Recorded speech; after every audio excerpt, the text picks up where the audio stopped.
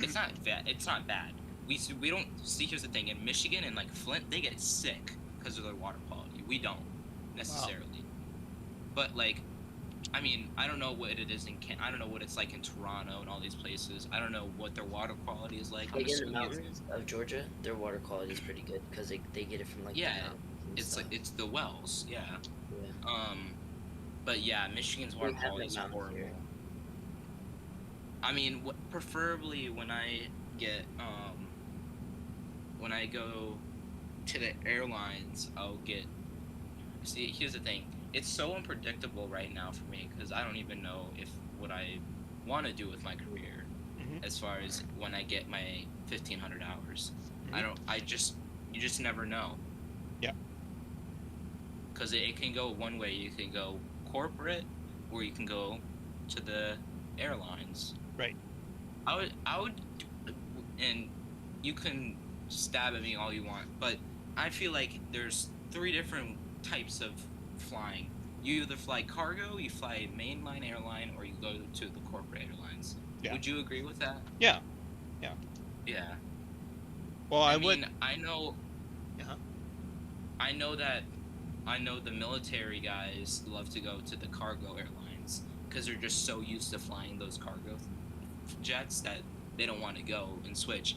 But I know that some places like Delta, they snatch up the military guys like it's candy because they're so experienced already. Well, like by the time you get to that point on your career, it's about lifestyle, right? What works with your family, right? Yeah. Like, like when we're young, we're always like chasing an airplane. Oh, I want to fly a 777, blah blah blah blah. But at the end of the day, it's what pays the bills, what gives you the time off, And I know this is kind of your stage in your career, probably, right? Exactly. Yeah. Exactly. Yeah. Because I know you enjoy flying the jet you like to fly, and I'm sure if you didn't like it, you would probably be somewhere else. So. Well, I suppose, like I would honestly, because I'm at this, like I'm 46, right? So I'm at the stage in my career where, I'm done chasing jobs, chasing airplanes. So for me, it's quality of life, right? And stability, right? Basically, we're on salary, right? It doesn't matter if I fly 0 hours or 86 hours, I still get the same paycheck. You get paid anyways. I still get the same, paid the same. Like, because at passenger airlines, you have to fly to make money. If you don't fly, like it's okay, it's decent, but it's not the best pay. Honestly, if you want to be making those big bills at the main line, you gotta fly. That's just how it is. Yeah. I'm assuming. Yeah. So for me, I like the schedule. We don't fly weekends, we don't fly stats. I get like at least 15 days off a month. That way I can be at home and fly my sim all I want, right? Yeah, it works with my lifestyle, right? So that's more important to me. I just hear, like, sorry for cutting you off, but I hear regionals is just like it's a grind. Like you gotta fly so much. Yeah, and I started from the regionals, and I was 10 years younger, and I got my experience, right? Like at that point of your career, you want to get hours, you want to fly your pants off, because you need the experience to get to your next job, right? So like my advice is, you're still young, so keep your options open, try everything, like, I want to enjoy, because right now, like, I'm not fully going for my private right now. Like, I'm just flying a couple times a month just to get the experience. But obviously, I'm gonna start picking it up over the summer and probably get my check ride done by like next August, maybe. Who knows? But I'm still considering my options right now, because I don't know if I want to go to college and get a college life or don't go to college and fly straight away, and just get my 1,500 hours as fast as I can to go somewhere. But at the same time, it's like, do I want to get a college degree and then do flight training so it looks good on my resume? Like, I'm just exploring my options right now. Yeah. Yeah, same with me. Because honestly, there's a university next to me and Ryan that is a pretty good university around us, and it'll get you your degree. And honestly, I could probably fly as well. It's Yeah. just, That's like one of the options I have, you know. Then there's Embry-Riddle, but Embry-Riddle's a joke, like in my opinion, for the flight program at least. Because you're paying so much money that you don't need to spend. And that's the thing also, like, once I get to regionals, I am obviously going to have a ton of debt because of my loans that I need to pay off for flight school. Because Right. there's no way in hell that I'm going to pay out of pocket for all my ratings. That's just not realistic. I'm not there's a rich. scholarship I'm trying to get that pays. I'm blessed enough to say that I can get my private with my parents. I'm gonna get my parents to pay for my private and my instrument, because the instrument is definitely a lot less money than your private. That's what I hear. And that's what my Yeah, flight because school it's says just a rating, right? yeah, it's not a license. So Yeah. then again, Did you go to college, Sonny? I did. I went to I went to university for computer science, and then I went to Moncton Flight College for flight training. Okay, so then. so a lot of money. 141. Well, Actually, no. Do they? It's Is it? I don't know what it is like in Canada. It's an integrated commercial pilot license program. Okay, so that's kind of like a Althea Harris where I am, or wherever they call it now. Also, guys, are we ready to go? Give me like 10-15 minutes. I'm almost good. Sonny, I have a question. Yeah? What's your opinion on ATP flight school?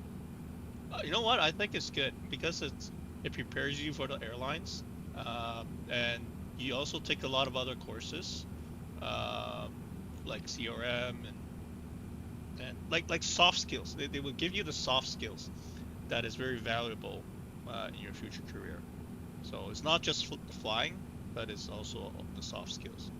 And I think they give you sim time too, right? Yeah, I think they have an A320 type rating course as well. Yeah, so I think it's good. I think it's a good idea.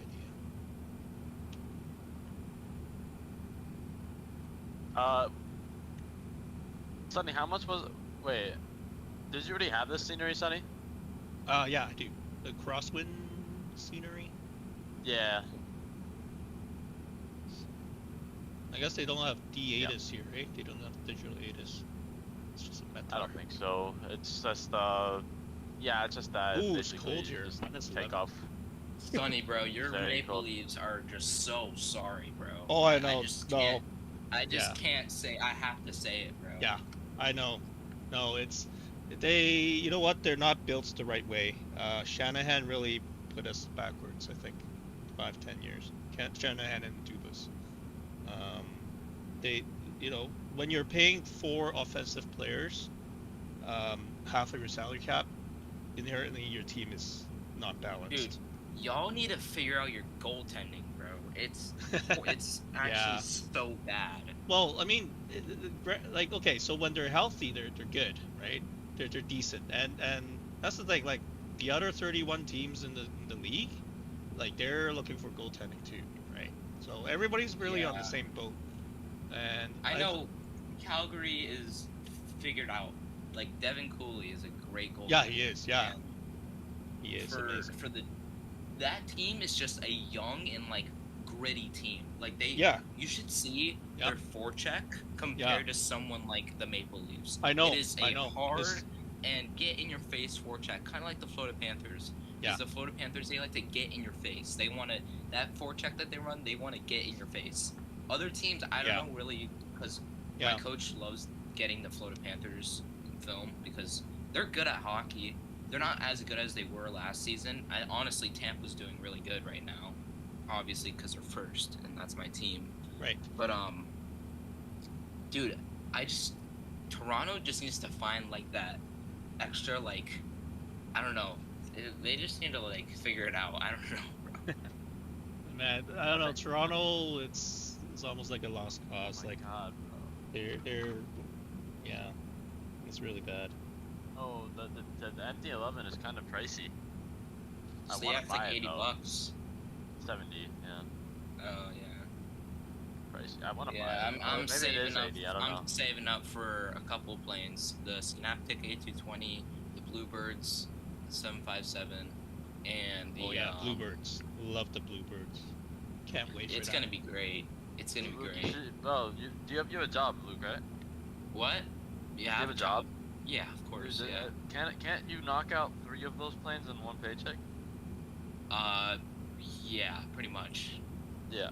I mean, I can, so I don't know. I get curious. paid minimum wage, which is $14 an hour plus tips. That's not bad. Oh, you work like a restaurant? No, car wash. Ah, car wash. Is it good tips? Well, I don't know yet because this is a new location and we just opened, and we're not getting tipped as well. But we have like a ton of. I just do sales because if you get someone to get a membership, then you get $7 added. Right. Considering that they got the best membership, so Oh, hopefully, yeah. hopefully I get paid a little bit more money, but we'll see. Yeah. No, that winglet is hot on the MD though. It is, isn't it? Yep. Fuck, So, bro. how was flying the MD-11? And did you fly it for Morningstar or? No, did you fly I'm for not it? type rated on this plane. I used to fly the PMDG version way back. Yeah, this is like my second day in the MD-11 after more than 10 years. Okay. Yeah. Okay.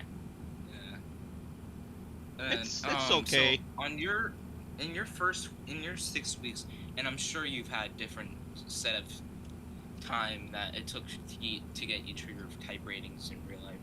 But when you got type rated on like the 75, what did you do first? Did you learn the systems?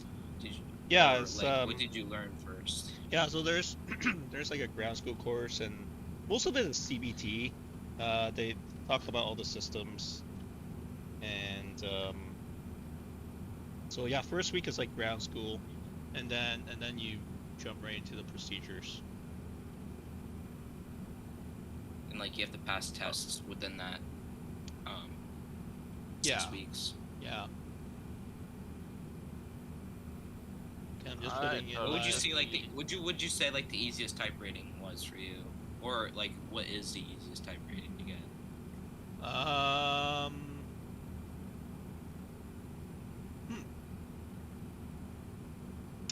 mean, The it's- 5.7, they're all- I think. Really? They're all easy. They're not hard. I think the hardest part about flying or piloting, in my opinion, is this is what the United guy told me. It's the logistics behind it. It's not the actual flying that's the hard Yeah, part. you're right. Absolutely right. Yeah. It's just Yeah. it's a cakewalk flying. It's just the logistics that can be a pain in ground the butt. school is ugh for me, because here's the thing: when I did my ground school, I thought I knew everything. I really didn't. I definitely did not.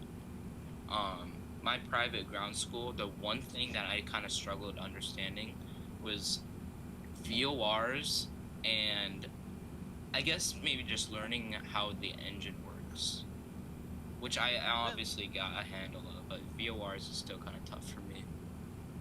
I felt VORs are easy. I don't know. I don't know. I feel like they. I don't know if would be flying them easy. are. I don't know if flying them were harder or understanding it was harder. Well, everybody's well- different, right? Everybody.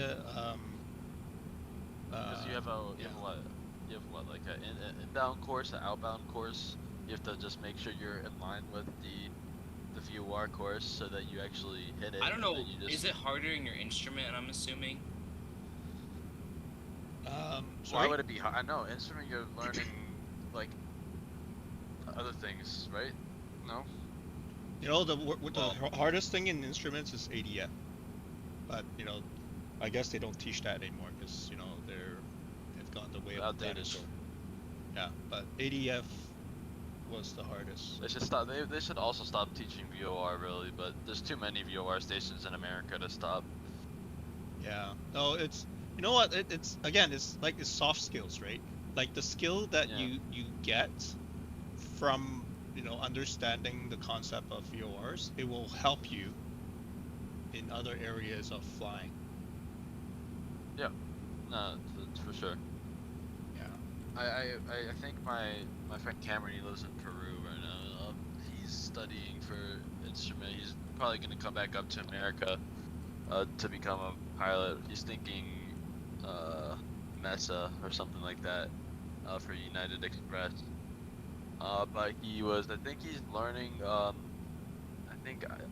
It's like some type of ILS procedure where you have to like circle or something and then fly it. I don't really know Yeah, what it circle is. to land. So a circle approach. Yeah, circle. No, not circle. It's not No? circle. It's not circle to land because it's an ILS approach. But they like make you do something when you're learning instrument rating to make sure that you actually are. I forgot what it's called. It's not circle to land. That's a visual. I mean, that's instrument. But No, circle approach are part of instrument flying. Circle we approaches. practice. Yeah, so you come in on the that might ILS, be it. and then you have to circle around to land on the other runway. Is that what you're thinking of? I think that's what it. I think. I'm not sure because it was like it's to verify you're on the ILS before you actually execute the approach. Oh, I don't no, really know. that's something else. That's something else. Yeah, I don't know what it's called, but it's a special procedure. It's not like it's out of the ordinary. Okay. It's in like I think it's if like one of your systems are faulty or something, you have to learn how to make sure that you. I guess I don't really know. He said it was difficult. So I see. and oh my god, this plane is so loud with the bleed on. Huh. Oh, Yeah. what the 300? I'm Yeah. gonna push because I think you should. ready to Should you, go. Sonny, are you ready to go? Pretty much. Almost. ready to go. I'm just putting in the speeds, and then I need to pick up the clearance, and yeah, we're almost. I think I should just taxi out though, just to get some spacing, because we're gonna need spacing anyways. Okay. Do you think it's Sounds are you still far out? Like how much would you say you are? Ready? like 5 minutes. maybe 5 minutes. Yeah, 5 minutes. Okay, yeah. I'll start up. I'll go first, and then Luke, I'll I'll go follow you second. out. Right. I'll go third then. That works. Starting up. Cool. Oh, I need to turn on my probe heats. All right. There we go. Let's connect the tug. What do you turn those on again? I think I gotta turn those on as well. But they're up on top. It'll screen. It's like captain, standby, and first officer. Is it like those side. switches? Yeah. I got them on already. Chill. How do I clear the MFD or whatever? Clear. I think I might have No. one problem. My IRS, I don't know why the nav off is flashing. I might have to reset. Did you start moving or something? Nope. I'm not too sure what's going on, so I might have to reset. Did you Yeah. enter your nav position? Yeah. Okay. Yeah, they're initialized, so. But yeah, I might have to just quickly cycle them off and on. Is it crank A? Start. Let's see. What? Crank ignition, crank A. It doesn't matter. You can use A or B. And then You go to arm number 2, or you press the And start 2, 20. and then introduce fuel. wait till N2 is 20%. 25, 20%. It just depends on the temperature. Since it's really cold out, the N2 is lower. Right. So yeah, 20% around that. Okay.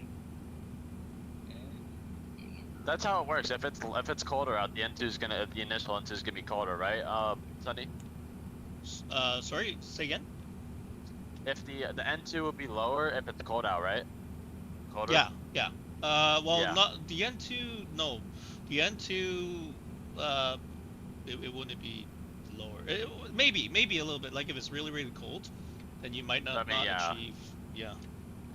It's really cold today, Negative so 11 degrees. that's probably reason to believe it is that. Alright, continuous relight, turn off the APU and bleed, switch it over to Gen 1, turn on my taxi lights, I'm Oh, my starting new it ones right need to now. come on. That's probably important. Alright, so Turn on my pitch trim and yaw damper. I see Max. I see. I gotta wait 10 minutes for my see RUs. Sunny. Stupid RUs. No problem. That should be enough Yeah. separation. Alright, I'm gonna call for Yeah. clearance now. Yeah, that's a good idea. Let's see here. He's waiting for us. He's like, come on, guys, let's get moving. I know. Probably, but Chicago anything, I don't Rocky know. Sport ground. Good evening. Is UPS 9857 heavy with good weather information. IFR to Philadelphia. UPS 9857 Rockford ground cleared to Philly. Dixie 1 departure on the transition that has filed. Maintain 3000. Expect flight level 37010 minutes after departure. Departures offline. Squawk 6217. Clear to Philadelphia. Bixby 1 departure at med transition and maintain 3000. Flight level 370 in 10 minutes and squawk 6217. Reports at gate Alpha Tree. UPS 9857 heavy. UPS 9857 heavy. Roger. Repeat. Correct. Expect runway 1 for departure. Call for taxi. Okay, expect runway 1. We'll call taxi and negative the ice tonight for us. UPS 9857 heavy. Alright, I'm gonna move. I'm just gonna pull ahead onto Foxtrot. Well, on hold short of Foxtrot is what he told me to do. Cool Alright. beans. Cool beans. There is no ATIS, so Yeah, I no can't. ATIS. I don't have any. It's runway 1 for departure. Good, the winds are in favor for runway 1. Gotcha. Yeah, I have that set, so no big deal there. I gotta redo the numbers because I thought runway 7 was longer. Same numbers. Just need to switch. Yeah, nah. He wants us on 1 today. Shit. That's all That good. would have been good. Alright, we're good. I'm gonna turn on my turn off. I can't see anything. Oh, it's right here. Light comes on. I see your beacon. That's so cool. Verify. Someone's. Oh, I cool. Yeah, no, the beacon Oh, lights you're are so taxing. Yeah, dope. that is so cool. Oh man, it looks. It's so real. Like it reminds me of real life flying. Well, see you. No, in a these bit. indie planes are built different. I mean, I was sorry. Me and Luke were debating. He was saying PMDG's better than any builds, but I don't know if that's true. It is. It is. It is. Yeah, And they do this really? support- I have my opinion is that PMDG has better systems and the logic behind their planes is better than indie builds, in my opinion. And it flies a lot more like the real airplane. Basically, you can like get your type rating. Almost get your type rating with Phoenix, you can get your type rating for sure. that. Phoenix That's is like Phoenix is a close second stand by, after. guys. Sorry. UPS 51A with the current weather, request taxi runway 1, holding short of Foxtrot at Foxtrot 1. UPS 5188 runway 1 taxi via Gulf Bravo cross 25. Gulf Bravo cross 25 at Gulf for UPS 5188. American 5215 taxi looking for runway 1 as well. UPS 5250 runway 1 taxi via Alpha, hold short Golf, cross 25. Alpha, hold short Golf, cross 25. American 5215. Yo, Luke, let me go ahead of you, just because I'm a faster plane. Yeah, no, you're good. Also looking for taxi 1. UPS 5356, runway 1 follow the company 300 cross 25. I can follow company across 25 for UPS 5356. Does he want me to take where you're going? American It's Alpha 5215, it's Alpha Bravo, hold short Golf on Yeah, that. I thought, yeah. Yeah, Yeah, Alpha Bravo, Golf, American 5215. Guys, look at the snow. There's so much snow on the sides. Yeah, there is. I love this. I love simulators. Like, oh, It would be better in real life though. oh no, but This is the closest thing we got, yeah, for now at least. Yeah, for now. and it doesn't require like 8 different ratings to do it. You know, guys, like I started on in flight sim, so like if you treat this, you know, like Like training, the real world. it's very beneficial. Yeah. I is, yep. believe that. Yeah, I believe that for sure. I need you to meet my friend Alex, Sonny. He's I Yeah. think y'all would get along. He's like the exact opposite of you. That's why I think you would get Oh. along. Really? How No, so? he's kind of I don't know. Yes, correction, He's funny. Yeah, you're funny too. But like he has like he's a twisted sense of humor. I think you guys would get along. Oh, I love. I have a twisted sense of humor Call the too. traffic. Yeah, no. I gotta arrange this. Nice. Add him in here. He's currently flying I think red eye tonight from San Francisco to Newark. Cool. What plane is he Yeah. flying again? He flees a 7-3 type rated. Ah, nice, nice. Yeah. Boeing boys in here. Very cool. Very cool. What? I said Boeing boys in here. Yep. All Boeing. Let's see. Okay, we don't need the wake card. We don't need the GPU. So on the MFD, right? Or the PFD, it says man throttle, right? That's okay. You just have to press the little screw next to the auto throttle to the left to enable toga. Okay. UPS 5188, monitor you say- advisory 118.1, good night. 118.1, thanks for the service. Good night. Good night. UPS 5356, same for you, advisory 118.1, good night. 118.1, we'll see you at 5356. He's probably like happy to see traffic over here because there's probably not a bunch of traffic that departs the greater Rockford area, or Chicago, I should say. So he's like, let me get on.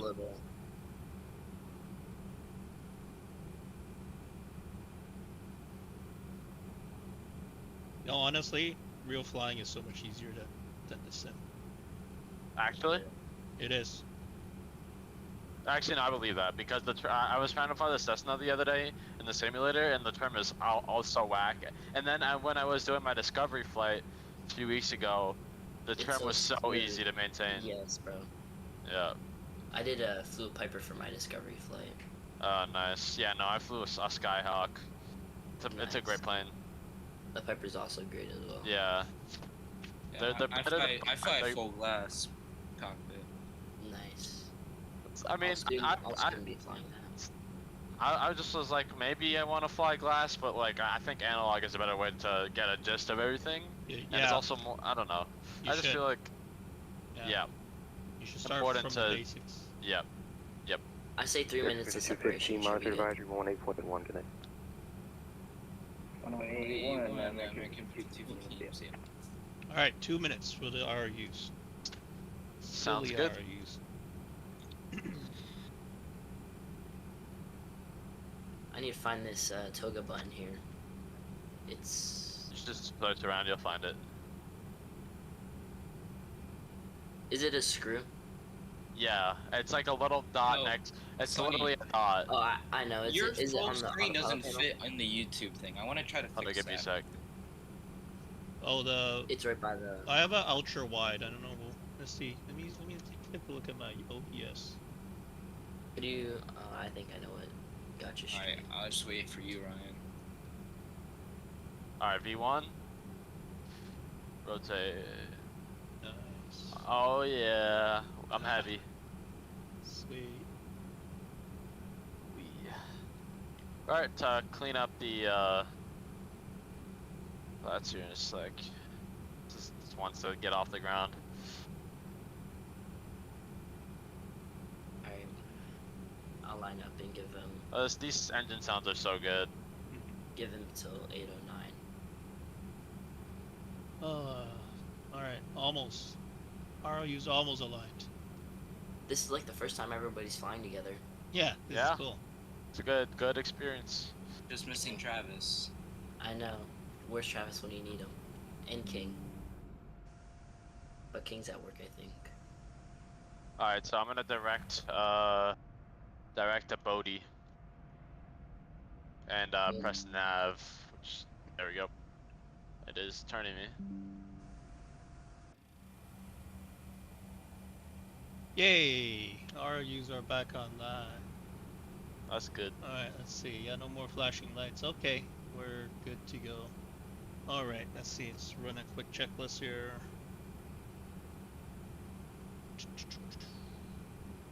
Alright, aircraft lot reviewed. Fuel quality 60.9 and flight plan 61.0. Oxygen checked. And RS aligned. OD. Altimeters 3033 across.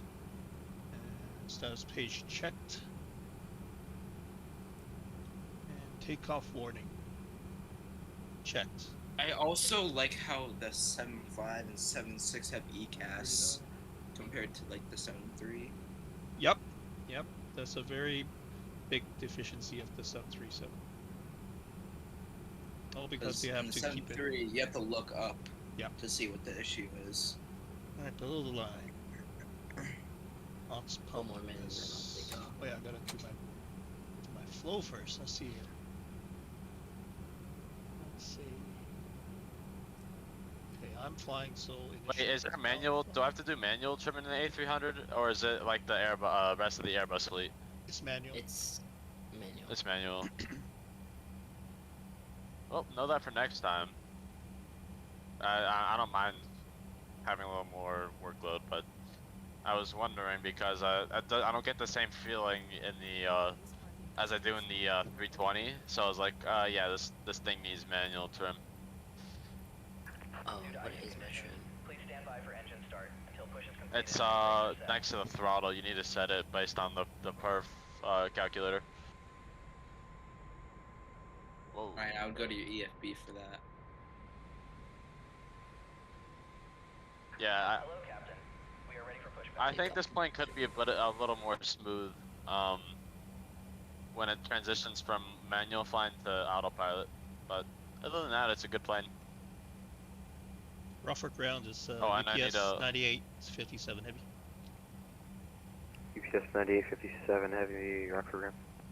We're ready for startup at gate Turn back Alpha behind, Tree. that's all I gotta say. UPS 9857 Heavy, start up at your discretion, call for taxi toward Foxtrot. Yeah. Okay, we'll call for taxi with Atis Foxtrot. So, Airspeed UPS around. 9857 heavy. How do I lock the key? There's a way to. Oh yeah, there we go. I Call for locked the taxi key. short of taxi with Foxtrot. Oops, That's our a mistake. ignition Okay, holding off. short Foxtrot, we'll call for taxi. Locking here. UPS 9857 heavy. Okay, I don't have a GSX profile for this airport. I wasn't able to find one. Doesn't matter. It doesn't matter. Yeah. You just have to taxi ahead. Yeah, just taxi out. Let's see here. And we're up. All right, I'm switching over to Unicom now. Sounds good. You're just coming up. Oh, I love this plane so much. Such a like. It's such a classy plane. I think I'm liking my A321. Alright, putting Or just some the Phoenixes dino in juice into general. the engines.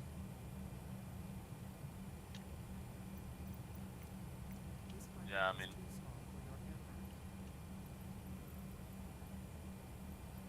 Alright, I'm lined up. We'll wait for you.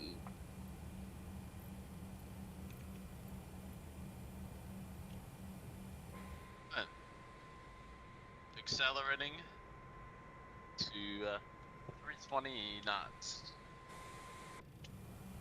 Or fast bird. Fast. Fast is the name of the game. It's 10% lock, 20% skill, 15% concentrated power, 5% 50% pain, and 100% appreciative of memory name. So yeah, it kind of takes us on a southerly course, I guess to avoid Chicago airspace. I'm assuming that's what that is. Yeah, probably. to not disturb any arrivals or departures. All about reality. I need a climb. Noise, making stories. Oh, that's why, because we're at 3,000. What am I doing? Alright, 350, that's 370, because that's what he gave And us. it is a crisp night. I know, bro. The like, city, when we departed, looks so good. Beautiful. Yeah, Right?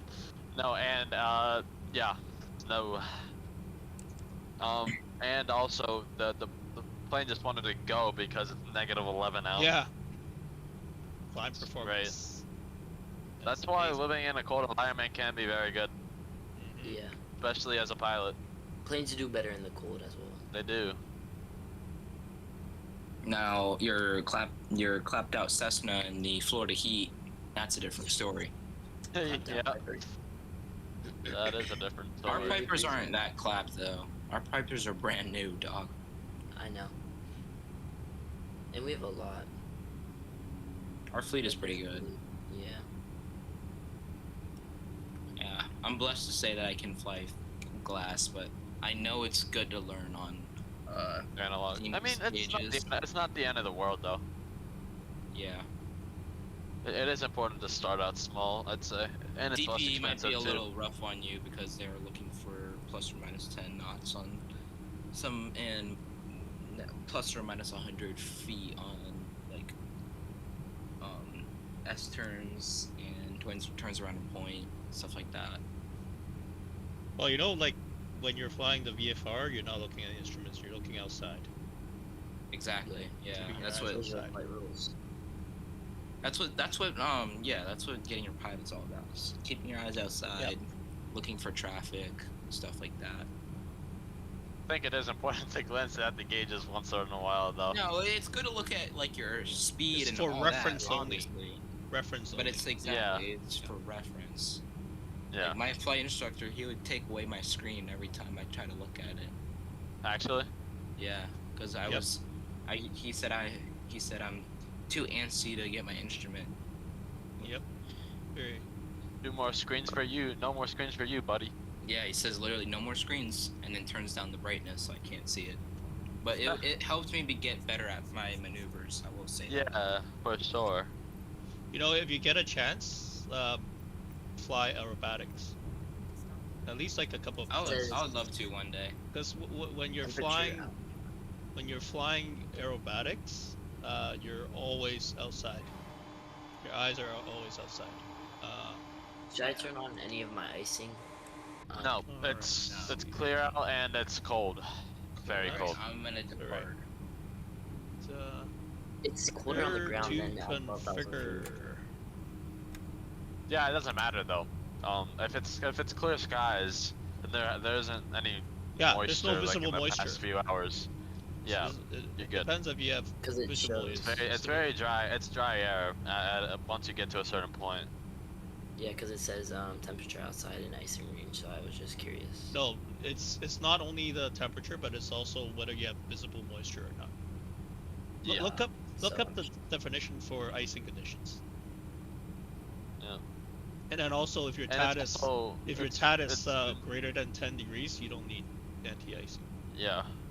Uh, And indeed, it's really dry out. The dew point is -17 and it's -11, so that's pretty dry, right? For It is very considering it's so cold.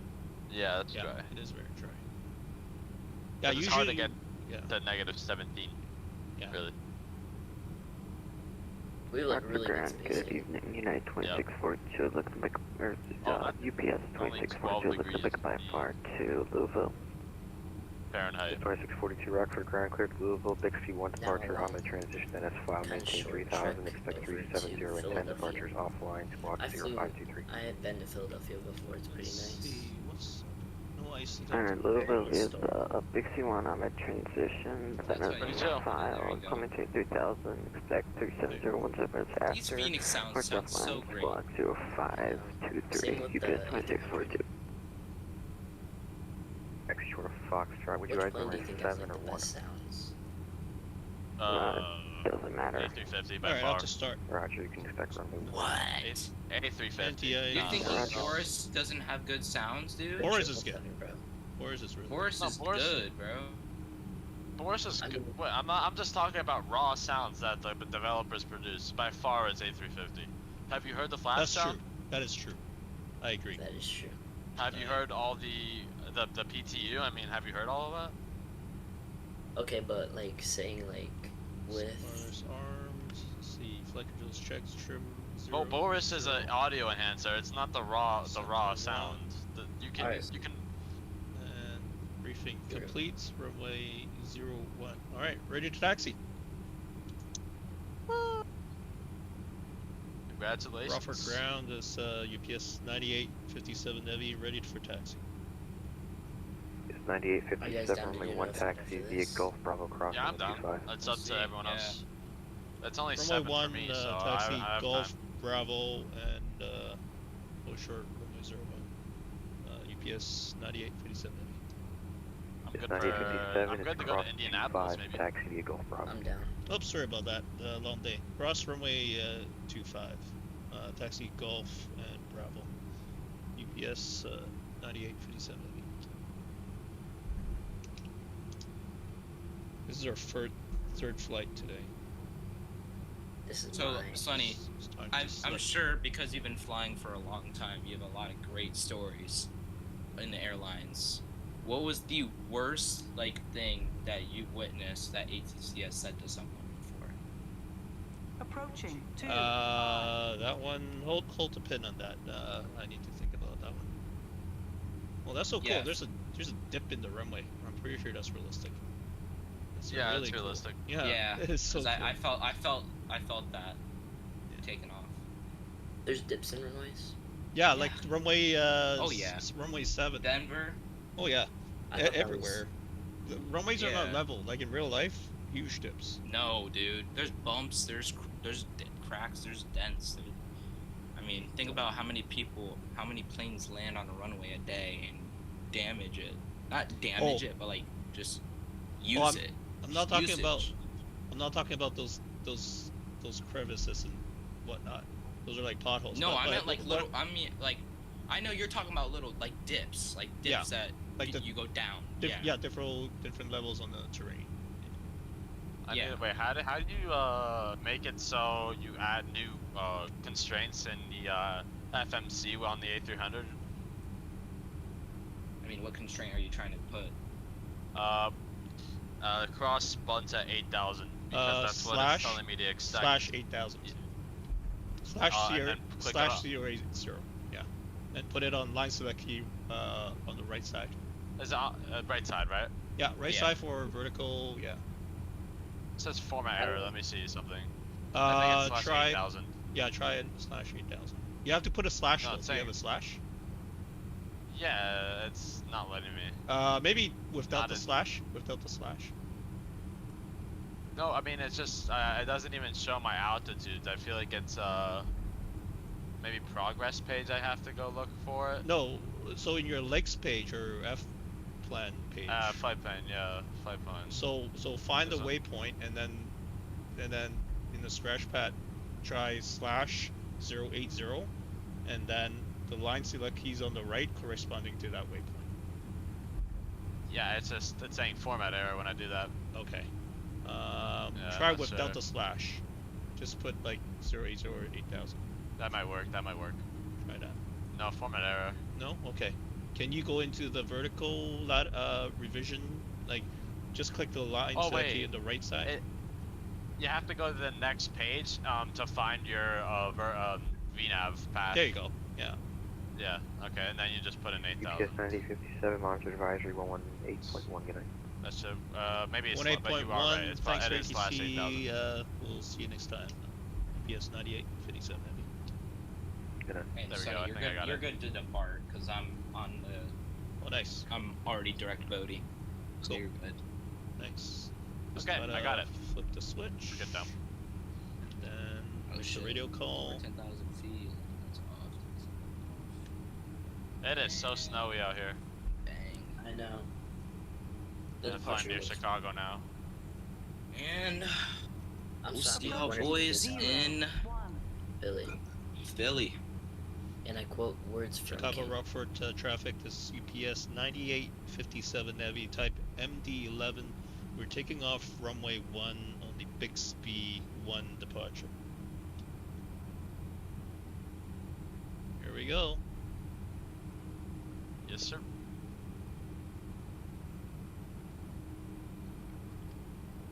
Stand up to thrust. Rolling takeoff. Oh, my weather On radar. I runway keep on 0, forgetting this 1. weather radar. Doesn't even work. Anyways.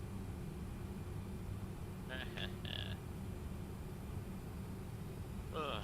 And all 3 CF6 come to life. I enjoy flying out of that airport. It's really easy. Yeah, we should do that more often. We should do cargo. Cargo ops, heavy cargo ops there. Yeah. I wanna do Rockford, maybe someday Rockford to maybe somewhere out in Wyoming. Yeah. One rotate. I don't know. Jackson Hole? Nah, I can't do Jackson Hole in an A300. Maybe like what's a place? Boise. We could do. Boise. Yeah. Yeah. Yeah, okay, that could work. That could work. The low pressure places. Yeah. Aspen maybe. Nah, I'm just playing. Aspen, bro. Oh my! Don't Aspen remind me in of my an Aspen A300? days, bro. Bro, flying an E175 in Aspen. Altimeter setting. Ugh. I mean, it's all visual, really. I mean, It you could is. fly Arnav, but It was a localizer approach, just a localizer approach. isn't that circle And to then land? it's a steep approach. You have to like really take it over fast and then just bring it down. But yeah, dude. Wait, let me check out that approach, because I know what you're talking about. But I don't know. I think it was called the localizer, like 27. No, I'm thinking of something else. That's San Diego. I know what you're talking. It's a localizer DMB Echo. That means it's a circle to land approach. Technically, it's technically a circle to land. It is. It's probably a circle to land in real life. Yeah. Look at the moon, bro. Oh my god. In the clouds. Wait, I don't know actually. I love it looks. I don't understand this. It looks like it's you go in. Shit. Should probably pull to my standard. 18,000. It's possible it's a circle to land. Maybe it's an offset and you have to circle around to get onto the runway.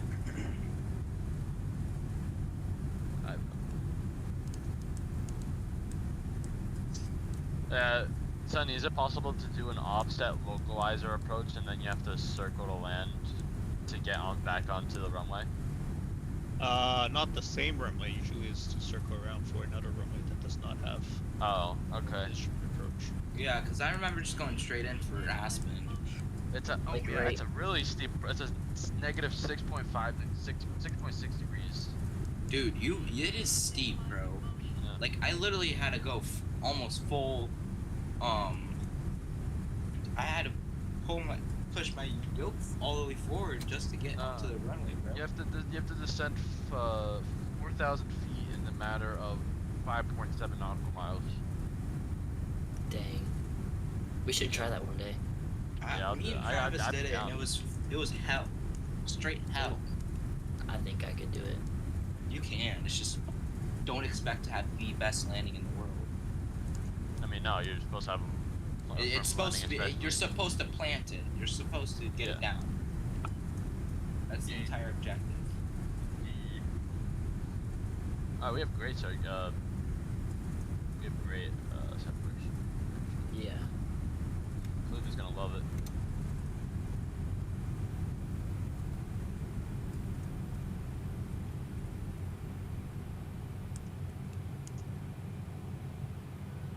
Over Indianapolis. Oh, did I?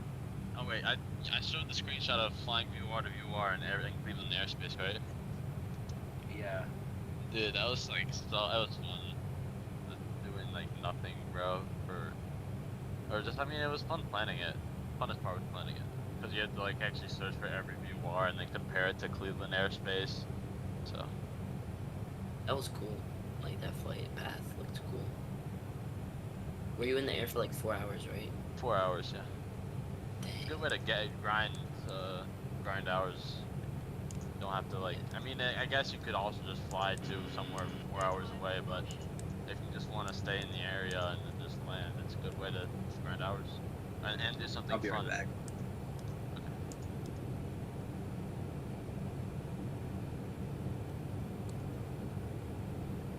Did ATC just let you fly? No, they're still on.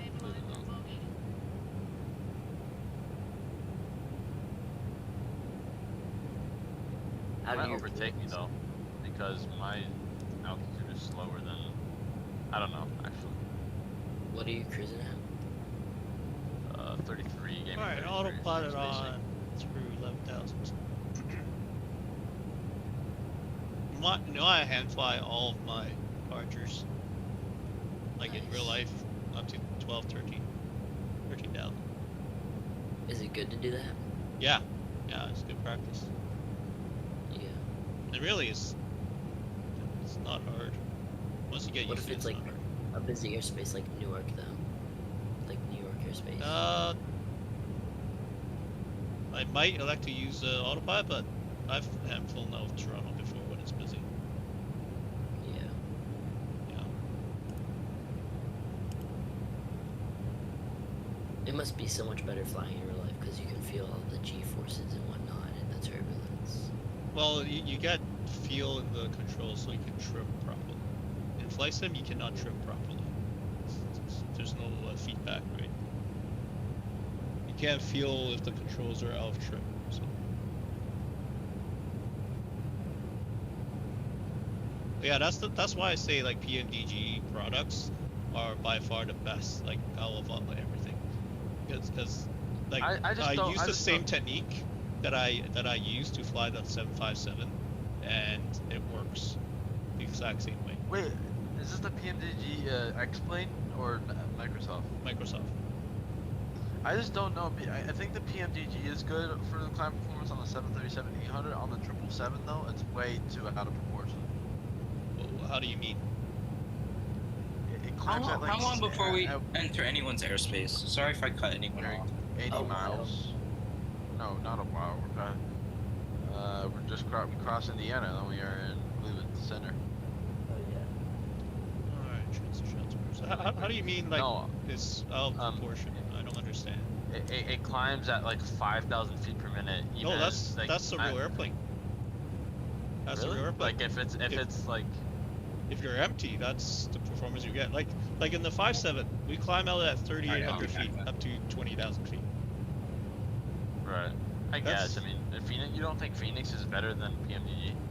No, Phoenix is close second, very close second. And Yeah. you know, and I'm type I'll rated take on your word. Airbus, so Yeah. Okay. yeah. So no, Phoenix is good, but I think PMDG is still the best. I mean, PMDG has less features than Phoenix, though. I'll say that.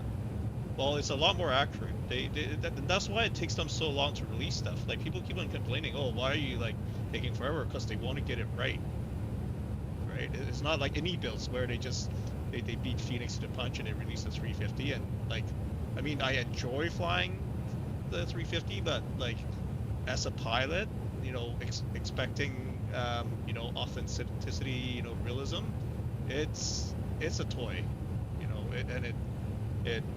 it's frustrating. It's frustrating to see a product like that. Especially, I'm pretty sure they have real pilots that were on the beta test team that gave the rubber stamp. Like that annoys me, because if you're a real pilot, how can you say that this is good? Like, and I'll give you an example why the A350 is bad. On approach, right? Okay, firstly, the HUD is unusable. The HUD is not accurate at all. So when you're coming in on approach, right? Right. The minus 3 so normally ILS, most of them they're like 3-degree approaches, right? So on the HUD you have those pitch lines, right? So the Yeah. minus 3-degree line should line up right at your touchdown zone at the 1,000-foot markers. If you're on the glide zone, Right. it's not. It's sitting on the horizon. So that's the first thing about the HUD. Now, I've flown. Last week I was all flying the 350. Like I flew like I think 6 flights, and on every approach I noticed. So initially it stays on the path or glide slope, and then like all my performance numbers, right? Like descent rate roughly 700 feet per minute, on speed, right? Roughly about 3 degrees nose up, 2.5, 3 degrees. That's pretty much standard for any like transport category jet on approach. Yeah. If I keep like, and it has trim, right? It has auto trim, right? So just like the Phoenix, you let go of the stick, it should maintain the glide slope, maintain the path, right?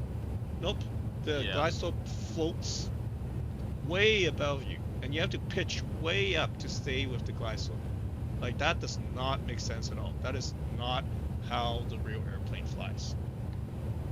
And Right. how did that? It's how did it get past testing? How can you say that's a finished product, right? When it's something fundamental. They're still. I think they're still scrambling to update it because they do get some feedback. I mean, it's still a very developed plane. Don't get me wrong, but I get what you're saying. And I think there's also limitations because the Microsoft Flight Simulator's physics can be rough sometimes, and like especially to get around it. I think that's an excuse because you look at Phoenix. Phoenix flies just like the Airbus that I flew, in real life. That's, it flies just like the real airplane. So if Phoenix can do it, if PMDG can do it, why not any Bills, right? That's just sloppy work. Yeah. Right. So yeah, and same with the iFly. The iFly as well. Like on departure, if I follow, the HUD or the if I fly using the same technique that I fly the 757, it doesn't work. Like you get totally different performance. I think Asobo's also corrupting their quality. Yeah. I think that plays a role, definitely. Because I mean, they make good airports. Actually, I don't even know because the performance can take it takes unreasonable tanks sometimes. The airports they make, but they're good. They're very detailed, but they don't balance optimize. They don't know how to optimize it, they don't know how to balance optimization and quality of detail. So it can be rough sometimes. Yeah. But yeah, I mean, Soba's definitely corrupting them. They're probably making them push out quicker products. Yeah. Yeah, they just want market share, I suppose. Right. They just want to make money. I think they know that deep down too. Yeah, and it's a shame. And then also like, unfortunately for most flight simmers, because like we're not pilots, right? Most flight simmers are not real world pilots, so they have nothing better. They don't know any better, right? So yeah, I think it's just a shame. I really wish they would do a better job. I mean, you could talk to them about it. Say, hey, I'm a real world. You can open ticket. Say, hey, I'm a real world pilot. Let's talk. Yeah. Or just not even like that. I mean, I'm sure they'll take. I think they do get defensive though. I feel like every tech company gets defensive when their product is attacked. I've noticed. Yeah. Maybe they're different. I don't really know. I'm gonna contact Kluman Center though. Nice. 1987.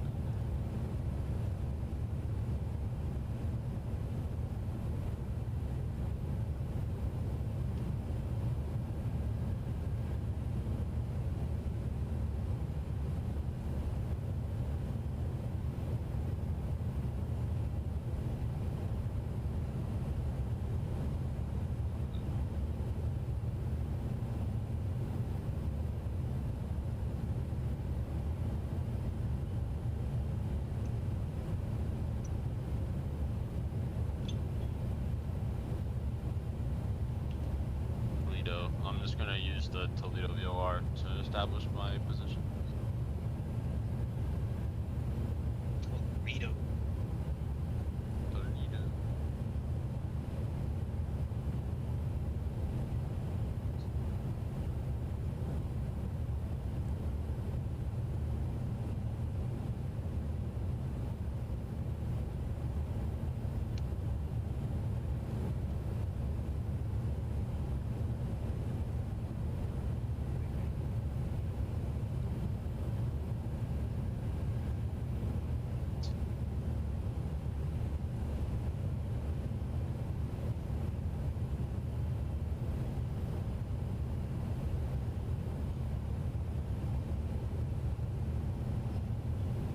Yeah, I mean, I don't know any better for the physics on the 8350. I'm just happy we finally have one, and that they have good systems. But I guess you're right. The physics could be better, but it's hard to differ. I mean, I guess you said the ILS system is kind of poor as well.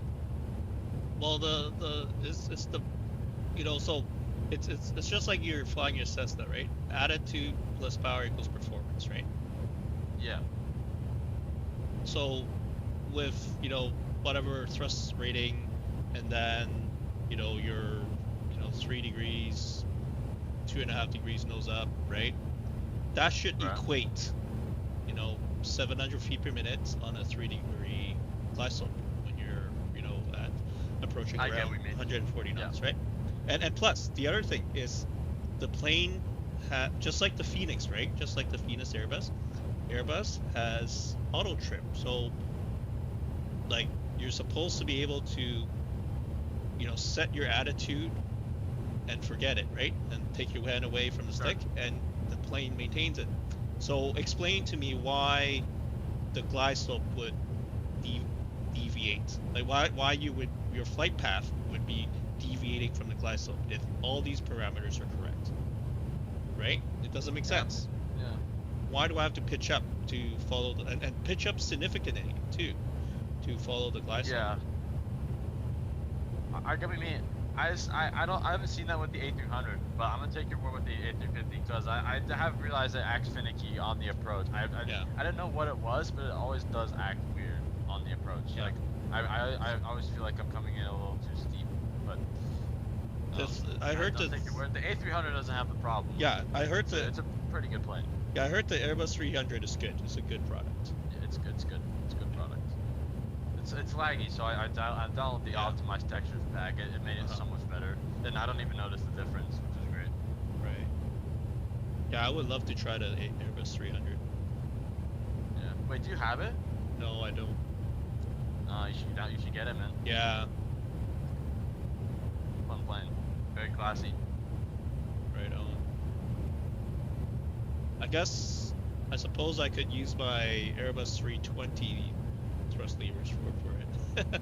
Actually, you see, I'm big into like realism, right? So I have from Flight Sim Factory all these add-on levers for my honeycomb gravel, right?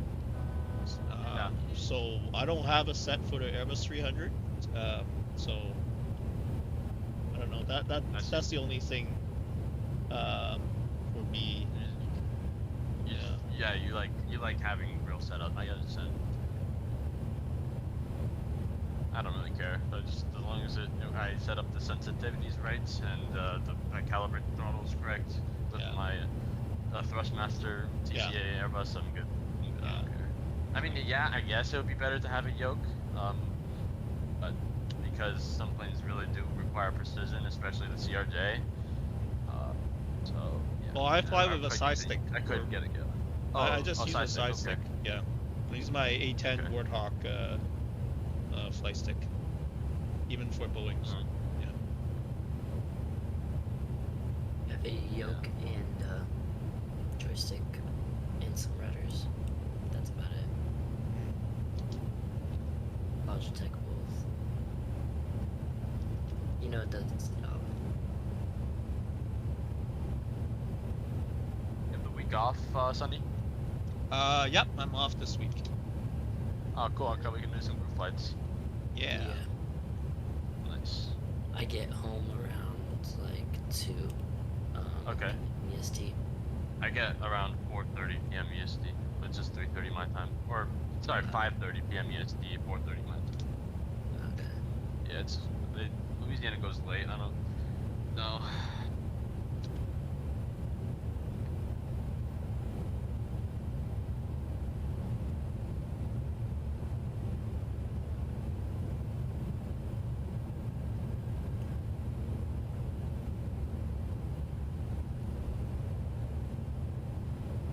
Let's see if I got to contact me. I don't think I did.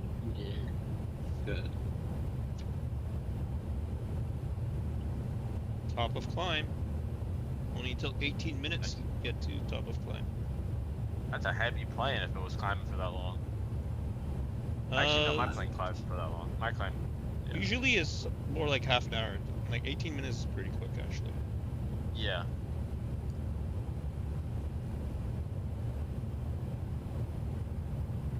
Yo, Ryan, you should tune up Cleveland. You're getting close. What?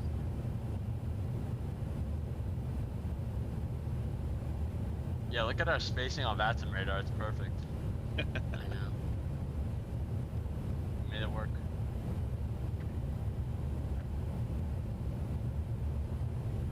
I'm trying to catch up.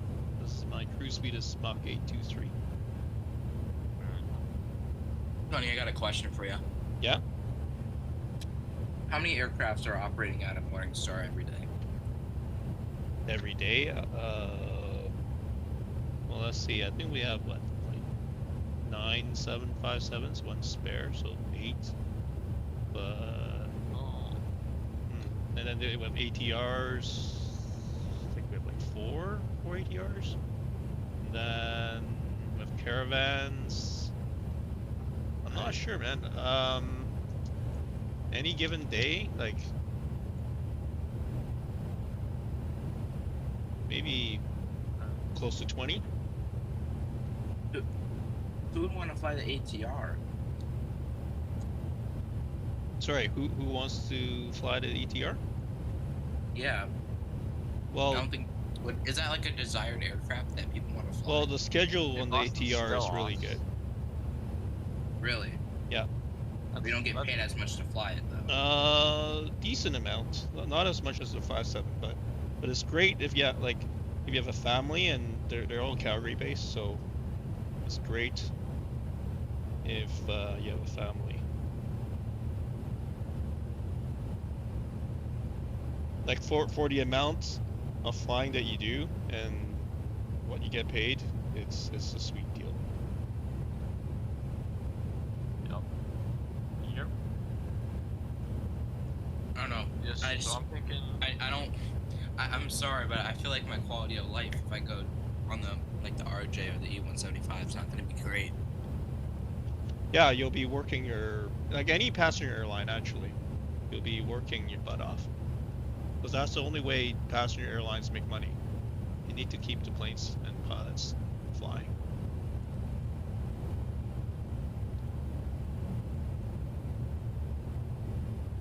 That'll pass under a A380.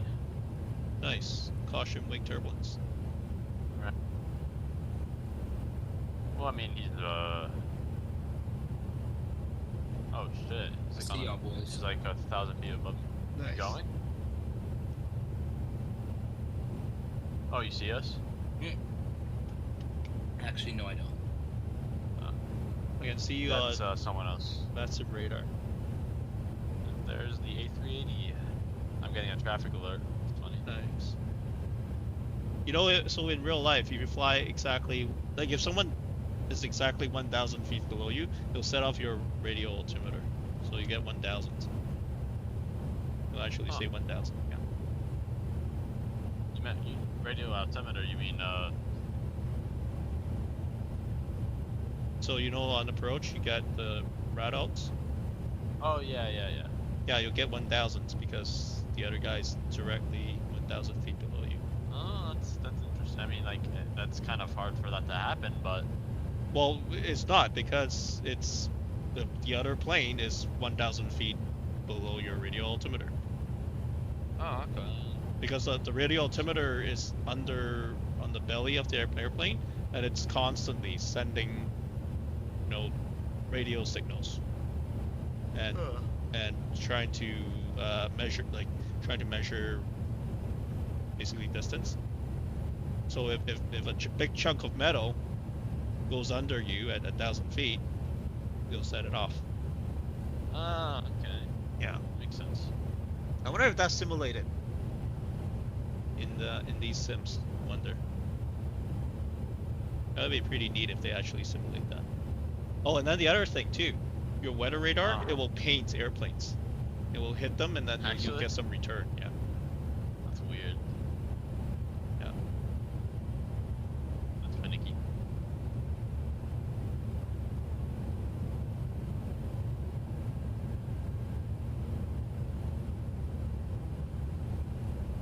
Wait, did both of them just get off? Am I tweaking? No. Where are you on VATSIM? It keeps disconnecting and reconnecting me. Oh. That's not good. Okay, now I see American 124. At least I think. Yeah, I do.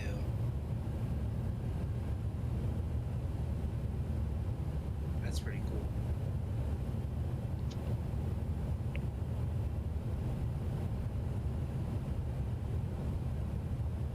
Better now. Jesus Christ. Why do I Oh keep... yeah, these guys are really new.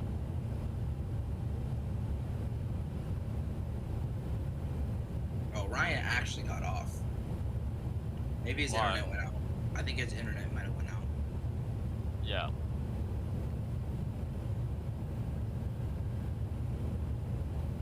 Cleveland Center, hello. American 215, flight level 350. You're 80 miles to the west of Toledo as well. Cleveland Center, hello. American 52. You're coming in broken. 15. Yeah, it's because of my...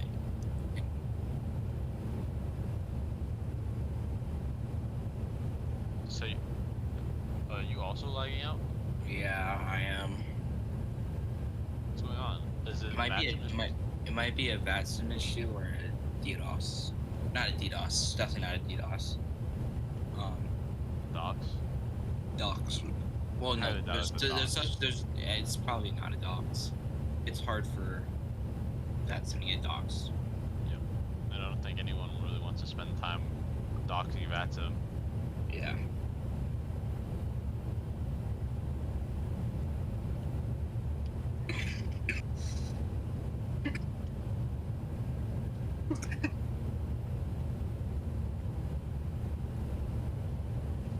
Stop rudder input.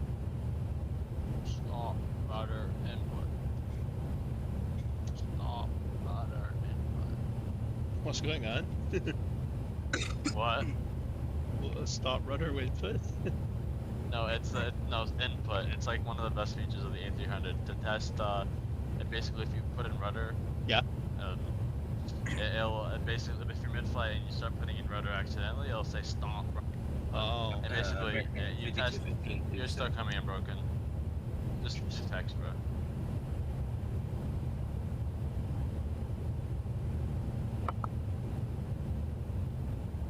I don't know what's going on.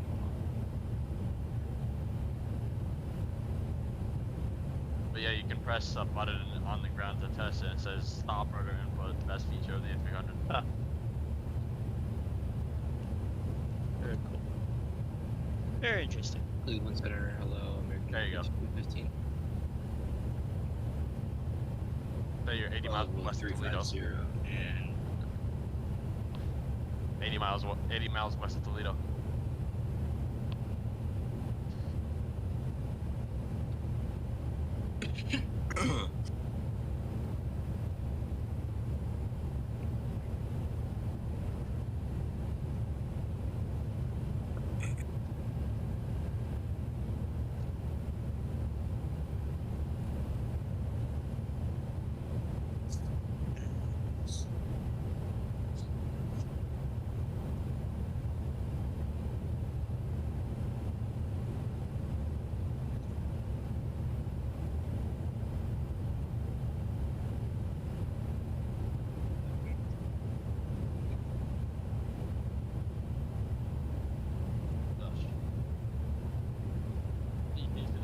Control seems so fed up.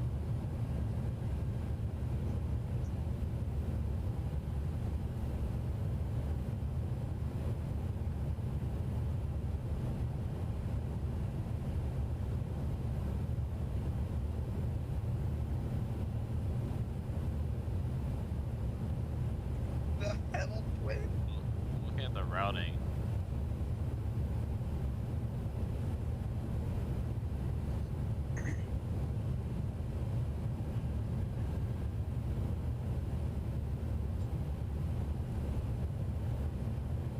To make my right turn.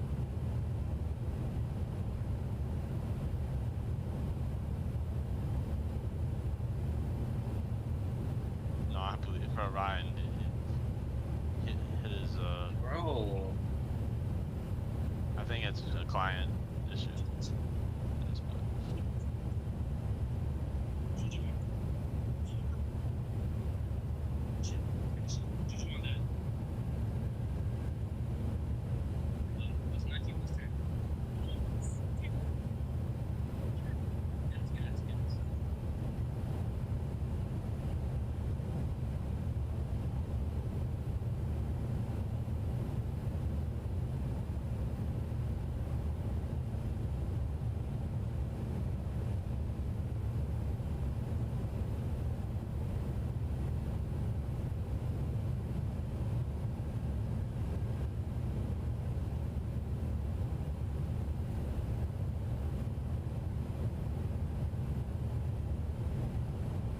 Austin Center is still booming. Yeah. Boston, Boston, Arc or whatever. Arc. That's an amazing event, eh? 60 hour. More than that now. Yeah. 62 hours. Good for them. Yeah. They That's a don't lot of stop fun. They don't stop on the hour. That they stop when there's no planes. Yeah. That was a ton of fun, like departing of Boston earlier today. Oh yeah. Like planes everywhere. Right. It looks it's just like real life. Yeah. It's really cool.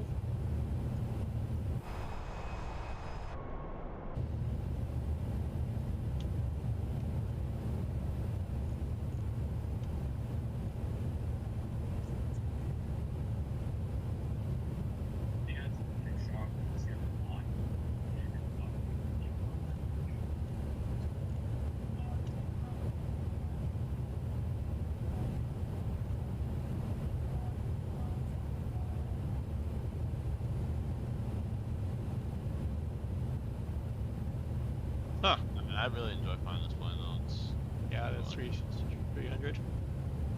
So, okay, I finally found the oxygen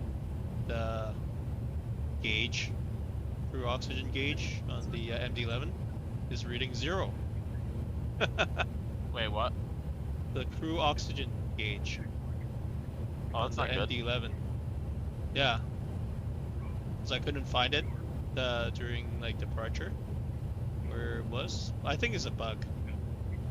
Oh yeah, maybe. Yeah. I mean, I don't know how buggy that plane is. I heard it's good though. The modeling is great. I It's don't know it's about how good the okay. system is. My biggest beef with the TFDI MD-11 again is the FMS. There's some functions that are quite critical and it's not modeled.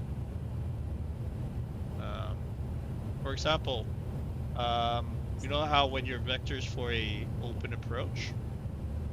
Can y'all hear me? Yep. Yeah, I have an audio. Yeah.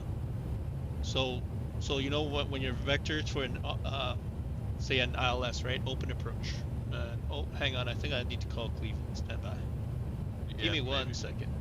FedEx 72, do not exceed Mach 7.5.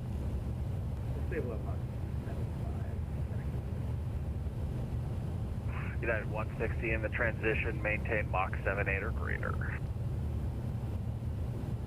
7.8 or greater, United 160. Cleveland Center, good evening. Is FedEx, correction, not FedEx, UPS 9857 Heavy, Flatwell Tree 70, 40 miles to the west of Toledo. UPS 9857 Cleveland Center, hold, maintain Pova 370, welcome aboard, radar contact break, Delta 1748 descend, maintain 3000. Okay, Maintain so 3000, when you're being vectors for when ILS approach, right? Open approach. Yeah. You need to sequence the waypoints in the FMS, right? Am I should be in the frequency? So I know on the CRJ this is like a big deal. You never checked in no, with on me, all. It's not only the descend, maintain CRJ. On 17,000, all surface class survey cockpit, approved. it's the same idea. If you don't sequence, the waypoints on the approach won't sequence properly, and then when you go around, you cannot follow. Survey for exchange approved. You cannot follow the Yeah.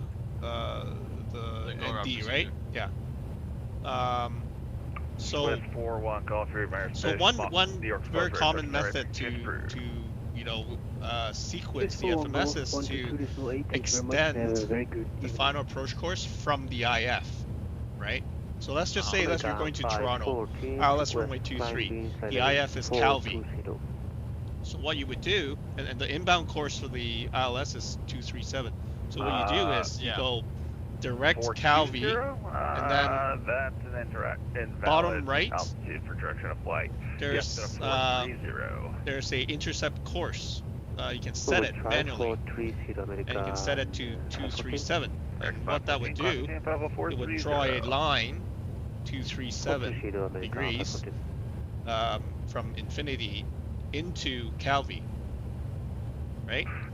So that's quite an important feature, right?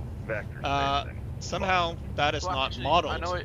It's not modeled on the TFDI. That function, it's there. It's there. You can put in a number, but it does something completely different. So I'm like, okay. The other thing is, sorry. Yeah, go ahead. The other thing is, earlier we had an early descent from like flight level 360 down to 320, and if you're outside of 50 miles from the top of descent, you're still in cruise flight, right? Delta 1748. So what you can do is you descend down to 320, and then you recruise the box, set the cruise altitude at 320, and the FMS would resequence itself back to the cruise phase of flight, right? Well, the TFDI, you lose like in the performance pages, just like the VNAV pages on the 737, right? Or Boeing aircraft. There's climb, VNAV climb, there's VNAV cruise, and VNAV descent, right? All three pages are still accessible. You can go back anytime to those pages, right? Well, this TFDI, like right now, I'm looking at it right now. We're in cruise, so I have the cruise page and the descent page. There's no climb page. And if you tell it to descend early, you lose the cruise page. There's no way to recruise the box at well, can't you just put in the can't you just put in a new cruise altitude and it'll get it back up? You can. Descend via the Rock 4. You can. Not in the FMS, no. 6 left and tank is current. It's not modeled properly. It's not modeled properly. That's not good. No. And that's a pretty important feature, like for flying around. So. Yeah. Yeah. So yeah. I still maintain PMDG is the best. Yeah. PMDG, I get that. American 151 descend maintain. All the way. 17,000. The Buffalo altimeter 3011. Descend maintain 17,000. American 151 altimeter 3011. Yeah, I just in the Airbus at least, I just do an inbound and outbound course for the runway I'm landing at, and good evening, Cleveland Center. JetBlue 417 and checking in at flight level 360. It's on the fixes page. I just do it like that. JetBlue 417 Cleveland Center. Hello. Radar contact maintain by 360. Yeah, Airbus is a little bit different. It's radial in, so it's a radial. It's not the 2 course. So so in the case of Toronto, instead of 237, you will put in 057 radial in to that point, and then they'll draw a line out from that point. Well, actually, I do 05s. I mean, I do inbound and outbound. So I guess it would be. I do 237 and 057. I could be Yeah. wrong, but on the Airbus, no, the inbound doesn't work. It's a radio. It's a different concept than the. I think we're talking Clipper about 2055 different cross things, Queen 'cause at on- at maybe above you're right. 6,000 feet and 210 But I don't know because knots. I At go Queen, to you clear the the aisles, fixes runway 6 left page. approach. I do Runway 6 left, clear to for land. example, I guess Toronto Pure Trim landing, say Say again, landing for 24 left.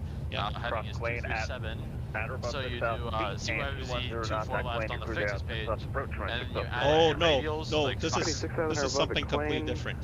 210. Okay, yeah, that's clear what the I- aisles, That 6 is left, just 6 for left, reference land. only. Clipper That is 26. not part of your flight plan. So the important thing is when you go around, right? Special aircraft information If you want to follow the published miss, you have to your waypoints have to be programmed properly or have to be sequenced properly in your CDU. FedEx 72, clear direct Ponset. Right. Yeah.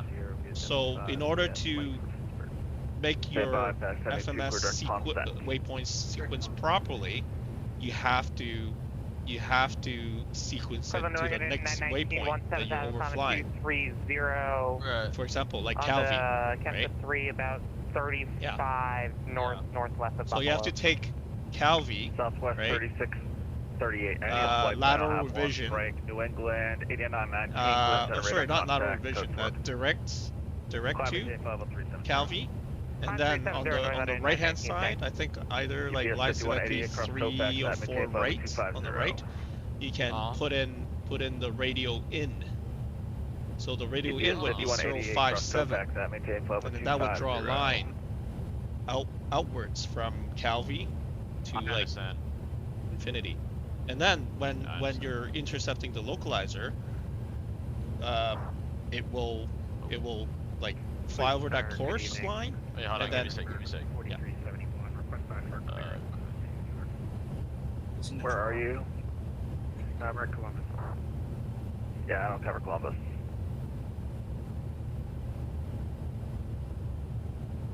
You should call ND Center 12822. 2822, thanks. American 151, your lead mayor, space trans closed, radar service terminated, for exchange approved. Freedom exchange approved for you, America 151. CliffhamCenter.com 256 heavy with you, but a little more. I guess I'm just gonna start my descent. Hello, maintain flow performance at radar contact. Not now, but about. United 160, contact boss and center. 123.75. I don't know. 123.75, United 160. I'm just gonna set up my approach and everything now, though. Air Canada 697, descend, maintain 17,000, Buffalo area, altimeter 3012. Descend, maintain 170,000. Correct, Air Canada 97.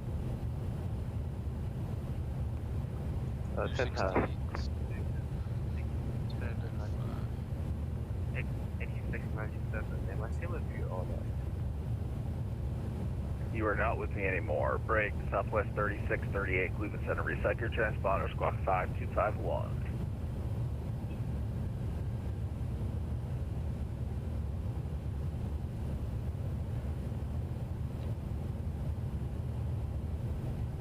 No, Luke, are you still here?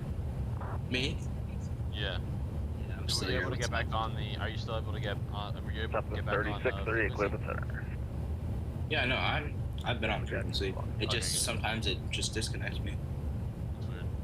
Southwest 3638, send me the Demi. I'm gonna have a wind direction of 5. 5 arrival, Pittsburgh altimeter 3009. You can spec the ILS 28 left approach. Okay, that's all. WW5 3009, let me get the ILS 28 right for Southwest 3638. I guess I could do that. Spec the ILS 28 right approach. ILS 28 right, 3638. Real world data is Papa in Philadelphia. Thank you. Thank you. No worries. I think it matters, but wait, it doesn't matter.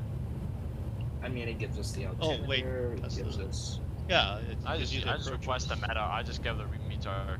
Well, you- on VPilot. Southwest 3638. I like the ATIS because it has approach information. So we'll expect 27 right. 27 right. into. I do. Yeah, I'm gonna do 27. the RNAV approach in 227 right for practice.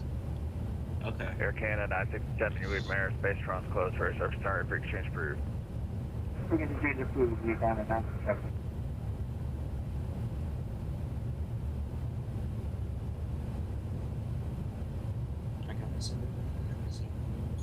That's So, a shame Sonny, that- do you usually fly with the same first officers?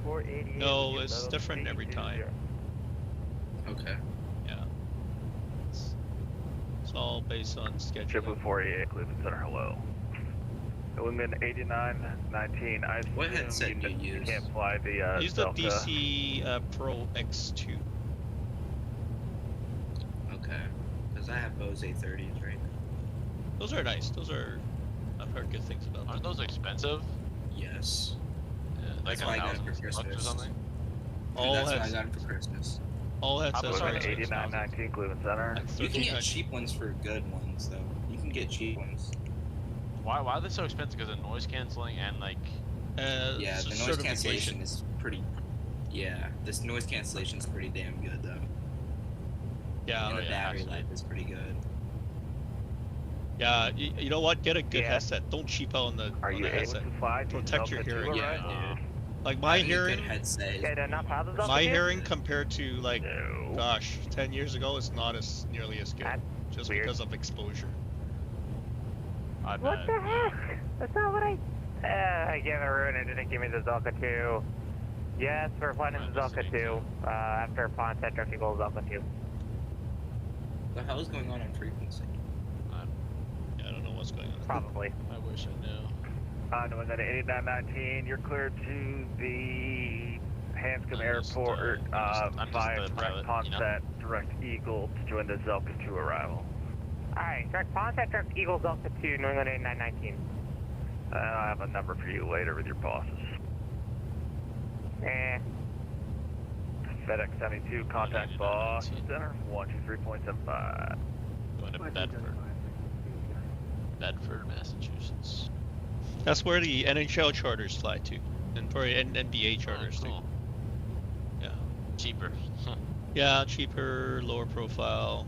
Maybe, I don't know, is it closer to the arena? I don't know where the arena American is. 5215, cross It's on the Kofax, outskirts of Diamond J Boston. 250. Not sure.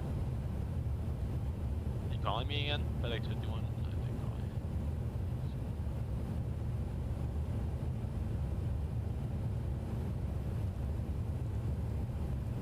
Cool, we fly over Lancaster, Pennsylvania. Do it? Is the Asian food in Toronto, like, good? Oh, 'Cause I it's hear really it's good. It's really good. Yeah, that's good. I've been there once. Good food in there. See, when I had food at Vancouver, I thought it was, you know, It's good. pretty Actually, decent. Actually, Vancouver is better than Toronto, I think. American Yeah, Or this is Cantonese Cleveland cuisine. Center. And then this is downtown Vancouver too. Right. So, Richmond is better for Asian food. Why am I getting pinged?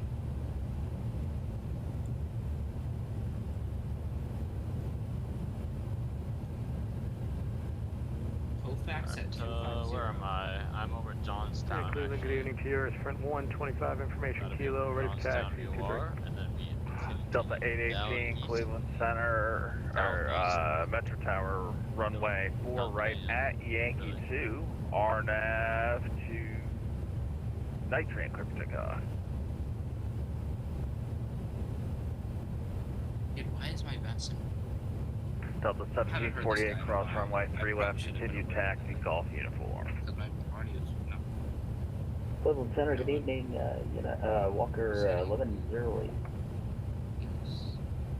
Oh, left, there we go. Walker What the 1108, hell is that you? Yep, we have the weather -8. It's on the ground at Metro. I guess so. Ready for I taxi. guess what's his name is done for the night. Walker 1108, runway 3 left, taxi via Mike, hold, cross runway 27 right. Okay, let's taxi runway 3 left and cross 27 right on Mike. Walker 1108. And Cleveland, good evening, Air Front 125, information kilo, out of Buffalo, taxi please, 423.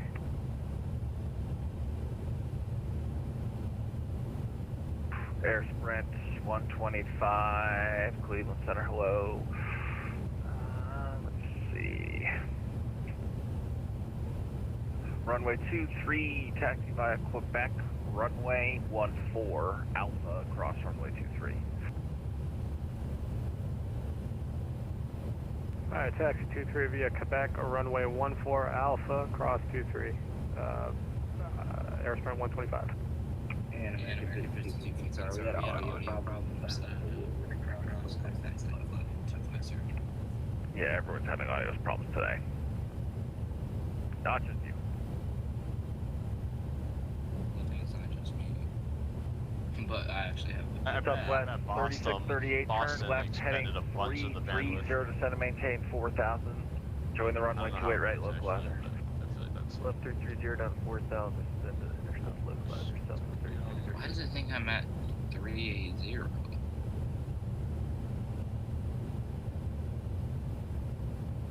I should probably descend it. 250 soon. Delta 2843, descend and maintain flight level 330. Delta 330, Delta 2530. Oh, I need to arm the descent. Wait, Lieutenant, American 516, flight level 380, tracing Golden.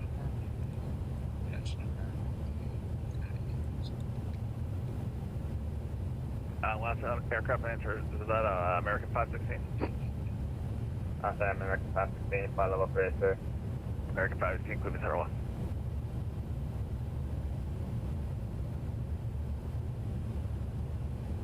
Southwest 3638, crew direct coffee, cross coffee, at or above 3000, at coffee, crew the ILS, runway 2 approach, runway 28, clear to land. The arm the approach, but it's all good. You're all good. Clear to land, runway 28 right, southwest. Get back on the profile here.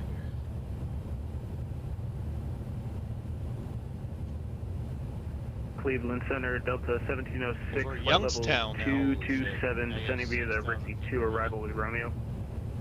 Delta 818, radar contacts, altitude path.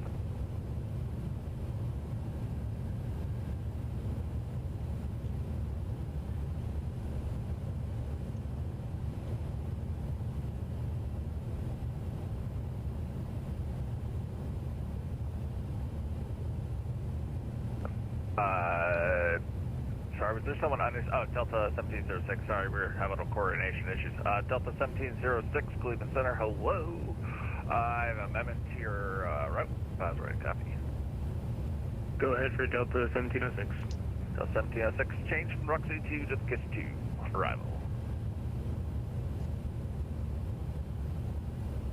Stand by, Delta 1706, my bad. New England 8919, contact Boston 123.75. Boston. Boston 123.75, 8919, good day. This guy's festive. Oh, Boston. Boston. And Cleveland Center for Delta 1706. Can you say the arrival one more time? The Kiss 2 arrival. It's basically the same arrival, but north flow. Gotcha, I got the KISS 2 arrival for Delta 1706. Delta 1706, descend via the KISS 2 arrival, the Metro, altimeter 3027. 3027, descend via the KISS 2 arrival, Delta 1706. Is he not gonna give me like Unicom?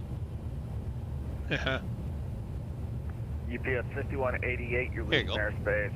Newark closed air service, turn right for exchange crew. Person calling me at Metro, towers back, 1350. Alright, we'll call him, we'll talk to you in a minute. Did he say break, so I'm gonna go? Yeah. Yeah, I think so. Yeah. Alright, they're advising me to cross Harrod. Delta 1706, contact, leave, correction, Detroit, approach 12622. 12622, Delta 1706.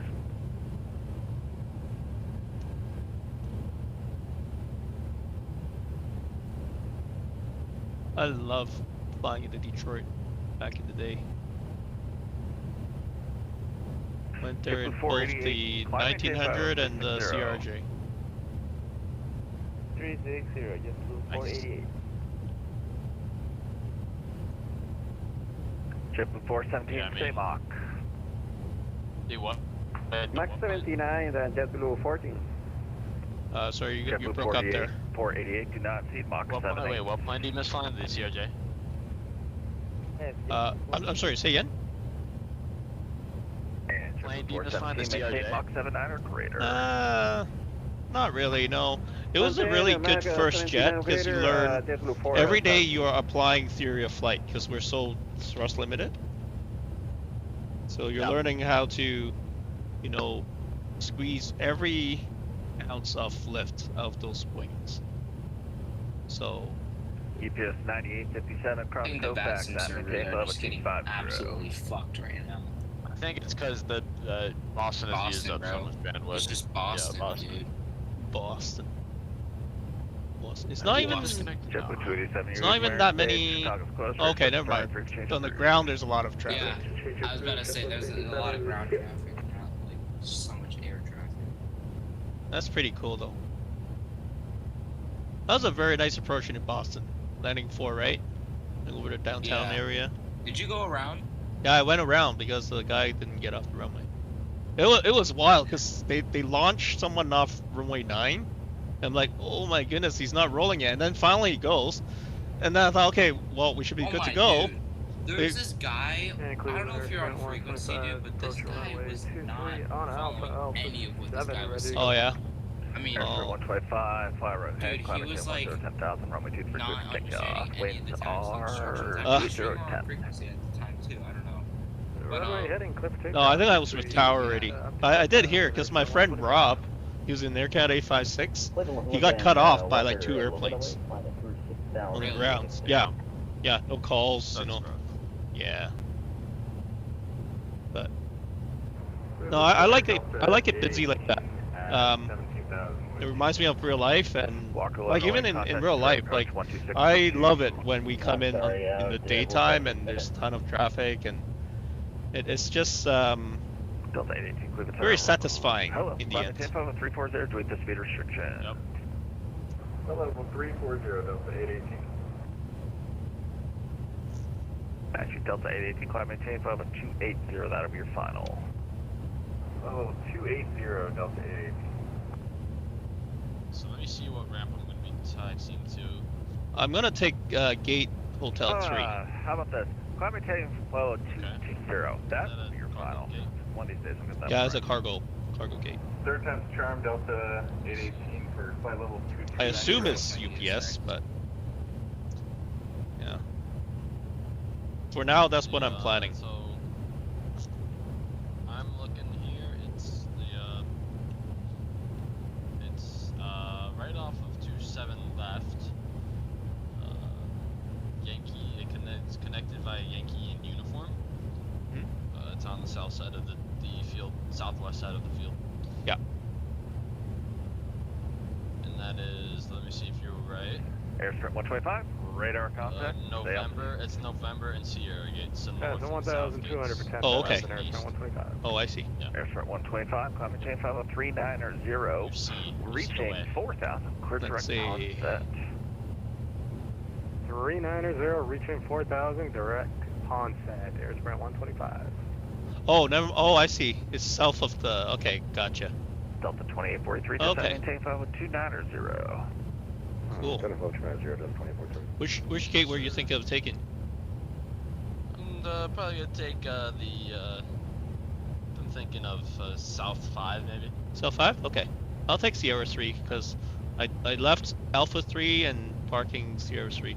And my name's Sunny, so like, you know, Sierra for Sunny. And my birthday's November 3rd. So yeah, 3. Oh. Keep the 3 feet How old are going. you? Wait, so you're what? 46. How old are you now? Like 46. Whereabouts are you? You're a senior. Yeah.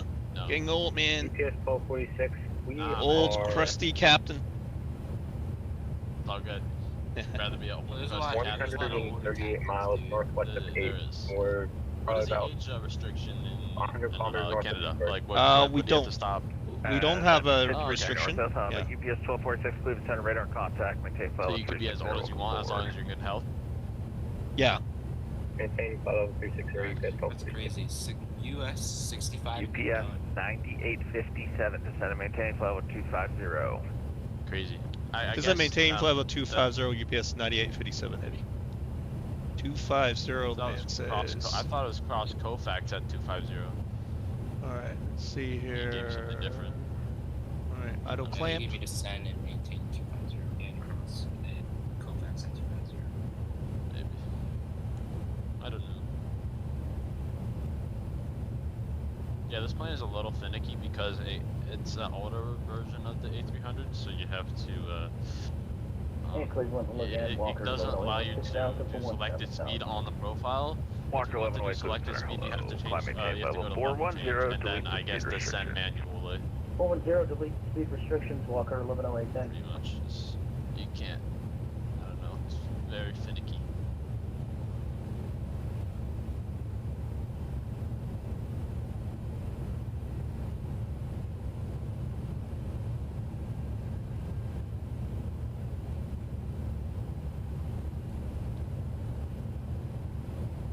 Why are ADFs harder to learn than VORs?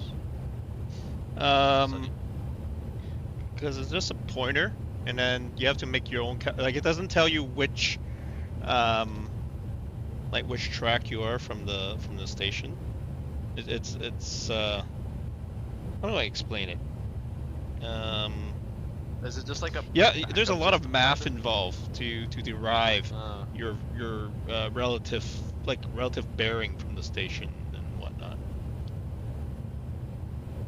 So I guess Sonny, that's why. did you fly to the U.S. a lot when you were in the regions? Yes, yeah, that was our bread and butter. Yeah, bad. Because Especially how many times have you flown to LaGuardia? I haven't flown to LaGuardia. That's not one of our stops. Places I've been to like Charlotte, Raleigh, Nashville, Memphis, Omaha, Kansas City. Omaha. Yeah, Omaha, Nebraska. Indy, I don't think they do. Minneapolis. 56 Cleveland Center. I don't think they do flights to Toronto and They used to. They used to. Air Canada. Air Canada Express. Yeah, no, they don't. I'm looking. No, not anymore. But before COVID, yeah. Oh, before COVID. Yeah. Everything changed after COVID. Yeah. 1005 Cleveland Center. There's a big pay raise, I heard. Hello. After COVID. Descend via the cranking to arrival. Supply Metro demand. 3027. Deputy Quick Air Level 2 minutes. Low supply, high demand, high wages. I tell you, FRD altimeter in Detroit is 357. American 5250, New York Meyer Space, New York closer, service summary for exchange approved. Alright, we're .com 256, .com 266.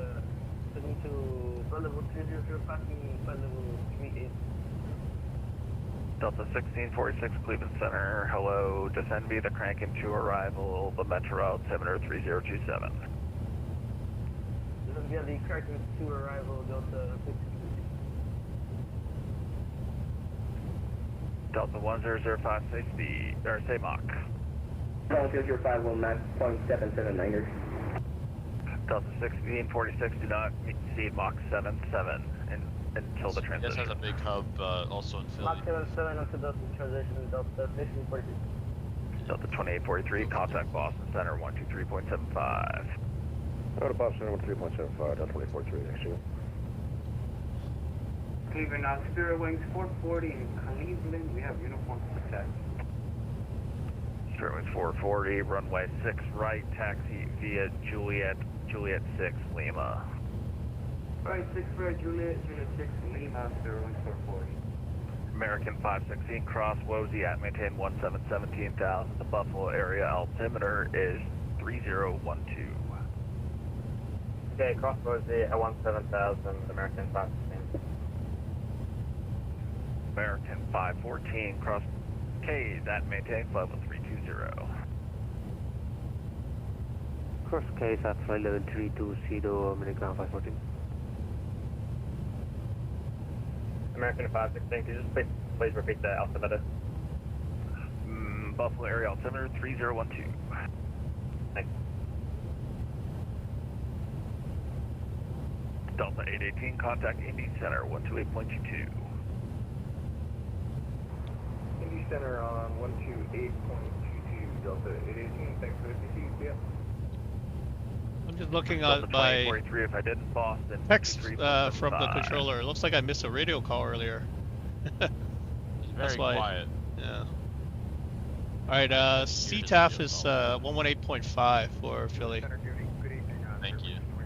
No worries. Passing 12,000. 118.5. 2203 Cleveland Center, hello. Yeah, Climate yeah, I change got level that. 380 Yeah, for speed restriction. Cool, cool. 30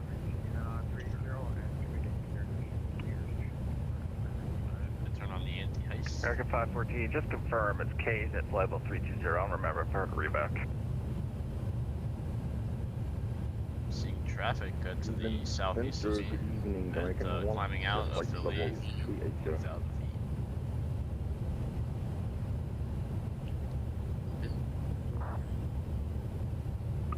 American 160 Cleveland Center, hello. Spoilers out. 10-2 aircraft to Buffalo area, altimeter 3014.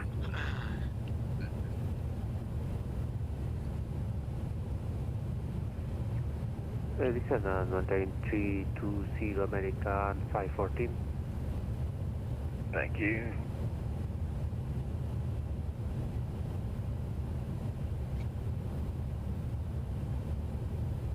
So after this flight, I might go to UBS 1246, Paro, contact Indy Bhutan, Center and fly the 128.22. approach there.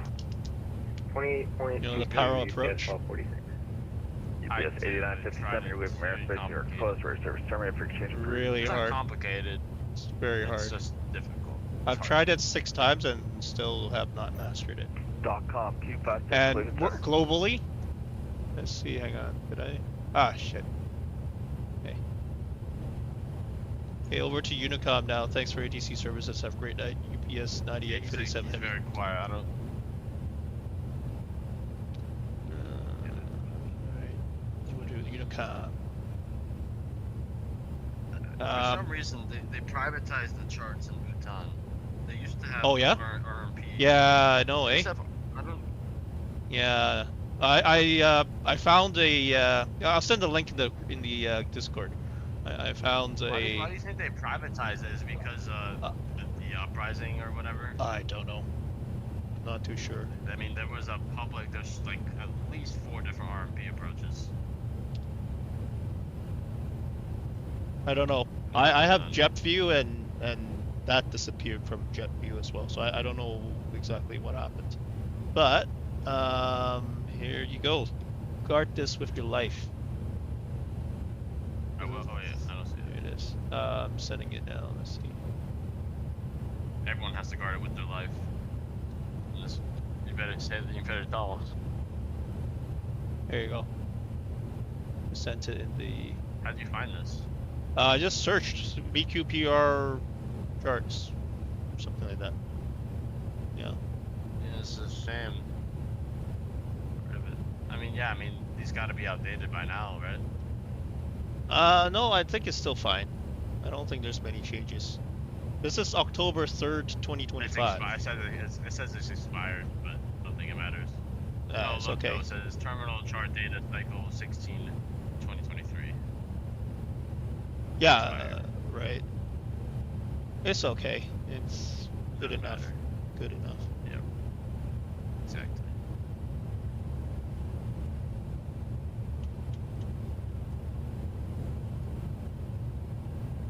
And plus, you can plug it in, I think, in the MCDU.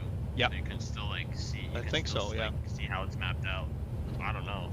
Actually, I think so. it's possible.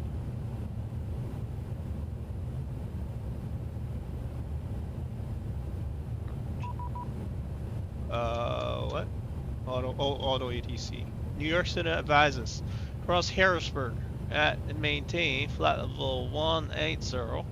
No separation services provided. Alright. We'll plug that in the box. Sounds good. 180 Harrisburg and Harryburg. And I'll plan for brake low deceleration. Alright. Reset the MCP to level 180. Don't want that. Why are we talking in country? We're entering Because America's the greatest nation in the country. Yeah.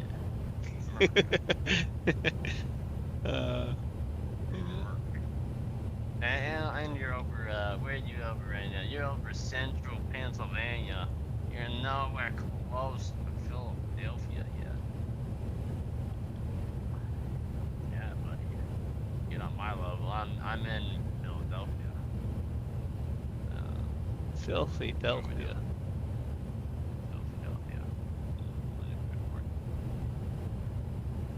Alright, I'm starting down from 250. I'm descending all the way down to 2,100 feet. Oh. Final approach altitude. Right on. And I'm just gonna put in my gate selection. Blue, you do not have to descend that much. Okay. South parking. I think this is it. South Park. Yep. South Park. It's like South Park. I'll do South Park. It's like Kenny. Yeah, that's a good way to Kenny from South Park. Handling by UPS. Yeah, there you go. Nice. You got some shit to say. Listen to whatever you tell me.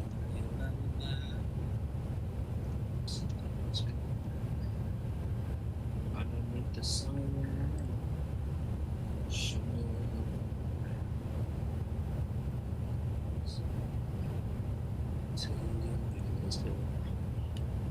Oh, DC Center hopped on. DC. Philly? Yeah, but they don't cover Philly. Yeah, they don't. Philly. Filthy. Philadelphia. What's the story behind filthy? Is it actually because it's filthy? I don't know. Yes, it's filthy. I don't know. Some It's people seem to call it that way, I think. I don't know where I learned that. I don't know, maybe I made it up. Maybe you didn't, who knows? Well, you know what else? You know why they called LaGuardia the garbage? It's because it was actually fucking horrible. It still is. We did it. Garbage dump. Let's be honest. Let's be honest with ourselves. It still is garbage. When I went there, it wasn't bad. I thought it was pretty decent. It's better. Not as good as it could be. Any New York airport's kind of garbage. I'd say the best, honestly, is Newark. Just saying. Newark? Yeah. Or LaGuardia. Newark, yeah. Because, I mean, they're all bad, but Newark is outside of the city, and it's less congestion.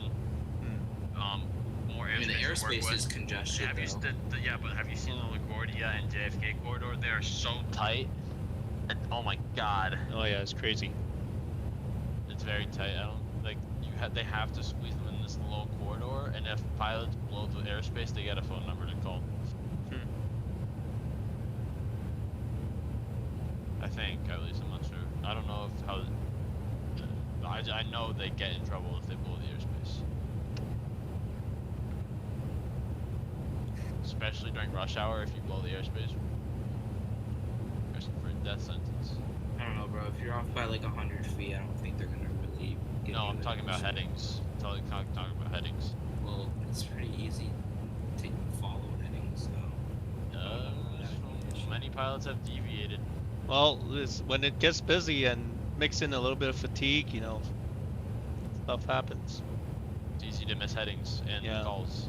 Yeah, very easy. Like, the thing is, in aviation, we deal with so many friggin' numbers. Like, on a day-to-day basis, every single flight. Like, it's really easy. It's...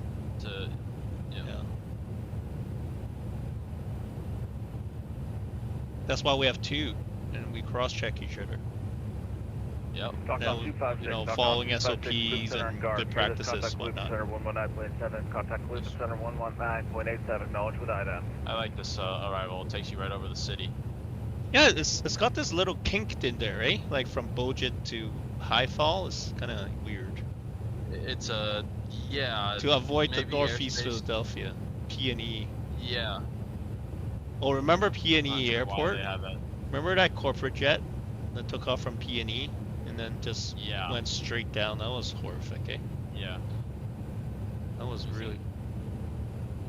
Actually, 2025 has been a very bad year for crashes. Very bad year. And a lot of collisions. Lots. Yeah. Alright, turning off the anti-ice. They really kicked it off when Endeavor landed at Toronto. Well, actually, it just kind of continues on from last year. Remember last year? The last, what, 2 or 3 months last year? I mean, literally last year, a jet landed on the highway, literally right near where I live. Oh, yeah? On I-75 highway. Right, that near Bombardier, Fort Myers, right? Florida. Challenger, right? It was a Bombardier Challenger. Landed on the highway. Yeah. Both pilots died. Everyone else made it out. Yeah. It looked horrific when I saw the video. Yeah. It looked bad. But wasn't the DC crash this year? Yep, it was. But that was like the third. I think that was like the second or third crash, like since last year. It continued on from last year, basically. Pilot error. That was pilot There's been a lot of bad incidents these past few years. I'll say that. I mean, it's still flying is still famous as well, but there shouldn't be this many incidents. No, we have to be very careful because I think globally, like the experience level has really gone down, right? Yeah. And then also, like, I think, you know what? I think it's capitalism is screwing us. Because, like, companies are, you know, they need to make a profit, right?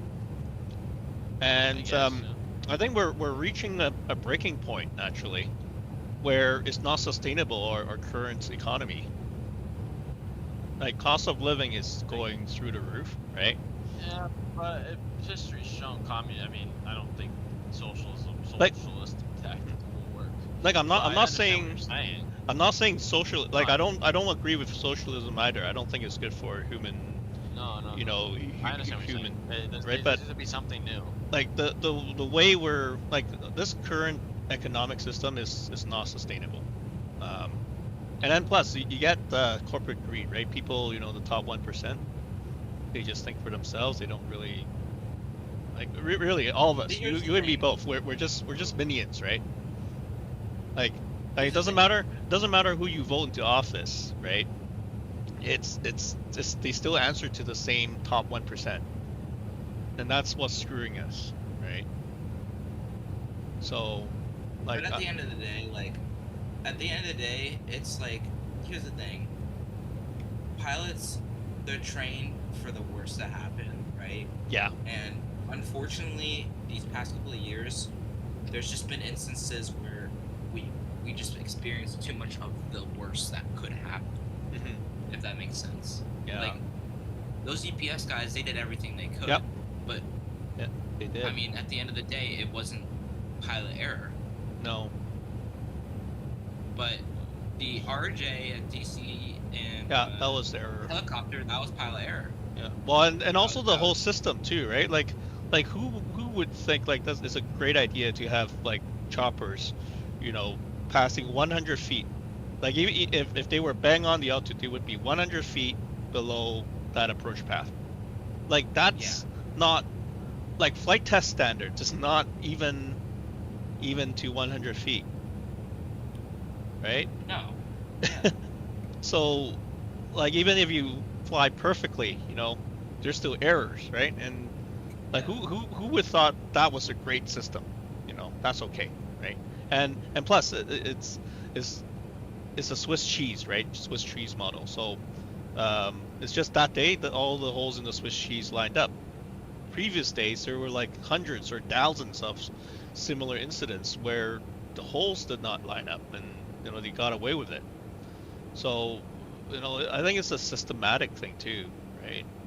The system failed them that day. Yeah. Like, honestly. So what system do you think is better than capitalism? I think there has to be some regulation. It can't be just like 100% free market. Also, I think ethics I think ethics. I think we need to teach ethics in class. Like people, and it'll take generations to change. Unfortunately, right? Well, here's the thing. At the end of the day, people have a different view on what needs to be done within a specific region or country or state or whatever. Everyone has different opinions, but at the end of the day, people need to learn what is morally right and what's morally wrong. Yeah. For what's going on in our state right now. Like what needs to happen in our state or country or world right now. I honestly think peace needs to be established a lot more and needs to be taught a lot more because honestly, it's getting very bad. Well, I think the problem is, right? The problem is like those that are in power, they don't have our best interests at heart. It's all for, again, as I speak, the top 1%. Like you look historically, all wars, right? Including like World War II, World War I, all wars. They're, they the way we teach history, I think, is oversimplified and is wrong. The way we're teaching, because it's good versus evil, right? Yeah. It's not. It's never that simple. It's a lot of gray area. Oh yeah. And it's all the top 1% funding these wars. But they, of course, they market it as, oh, we're going in there and we're bringing democracy and freedom and it's gonna improve their lives, blah blah blah. That's what they're trying to tell us, but the real reason behind it's all, at the end of the day, it's all about money and power, fortunately, right? And until those are in charge, until they realize, you know what, this is not what we should be doing. We should be doing it like we're elected to office to serve the people, right? The people are not servants to us. We are there to serve the people. Until that happens, we're still going to be having the same problem. Yeah. I don't know. I think it's hard to also I feel like talk. I don't know. It's hard because every person in history, doesn't matter, has always gotten ahead of himself. Like Obama did some really bad wars. Yeah. Everybody. I don't know. Yeah. It doesn't matter which party. It really does not matter, because as long as the military industrial complex and big pharma, here's the thing. I think aviation changed dramatically because of 9/11, and everyone knows that it changed our world. It changed the United States of America. That one event changed our entire scope on how Homeland Security is, on how planes should be even built. Because think about it, now they had to make that cabin cockpit door a lot more stronger and a lot more resistant for people barging in. Because unfortunately, because of that event, that's the world we live in, where we have to consider, oh, well, people are trying to commit terrorism. Now we have to make our doors 10 times stronger. It's just things like that people just have to take into account now in our world, and that's what some people don't get. Yeah, I don't know. I don't know what the solution. Unfortunately, you had to live through that time, and I'm sure it was horrific because everyone started changing. Yeah. Now, were you flying planes at that time? No, I wasn't. Okay. Yeah, I wasn't flying yet. But I'm sure that definitely, so at the time, were you thinking of becoming a pilot, or? Yeah, it's weird. Somehow that. Honestly, I bet that changed people's minds. That made me. I want to be a pilot now. Yeah, that made me more. I don't know why. I think maybe somehow it was a calling of some sort. I just felt like I wanted to learn more about flying. Yeah, and that's when I joined VATSIM and met a whole bunch of friends and caught the flying bug, and the rest is history. When did VATSIM become a thing? 2006, right? 2000. Actually. 2000. Really? And it was like before VATSIM there was something else like ATCO or something, ATCO, ATCO. insane. Yeah. That's insane. Yeah. There needs to be some like a documentary about that. So, like, this is. Yeah. I mean, It's no, like- because it's like- think about it. Think about it. So many people became pilots just because of VATSIM. Oh yeah. Honestly, like, VATSIM made me want to just become a pilot even more. So I guarantee the owner of VATSIM right now is a baller. He is a baller. Because think about it. I mean, this guy has made multiple people, like thousands and thousands and thousands of people want to become pilots just because of the network that he made. Yeah. I mean, Yeah. Definitely. I think a lot of pilots, ATC, you know, we wouldn't have considered this as a career if it wasn't for VATSIM. yeah, So, that's what I'm saying. it's great. And it brings everyone together too. Oh yeah. Yeah, Dude, I that's met great. this entire group just because of VATSIM. I'm gonna be honest. That's right. Like, I didn't think one day when I flew a Morningstar 757 that I'd make a Morningstar 757 captain. Never, ever. You know, did I think just that. I thought when I saw you guys those two call signs, I thought, oh, this is so cool. Like my airline is, because nobody knows about us, right? We're so low profile, right? No, I had an idea of what you guys were. Yeah. But even just meeting you after that made me like so invested. Like, I wanted to know so much more. That's good. That's good. Because you know, like, I guess it's my way of giving back. Because you know, VATSIM like inspired me, and a lot of other people, you know, helped inspire me and get me to where I am now. So hopefully, I can, you know, inspire you guys. You know. Yeah. I mean, the day that we met you, I had so many questions, and I'm sure you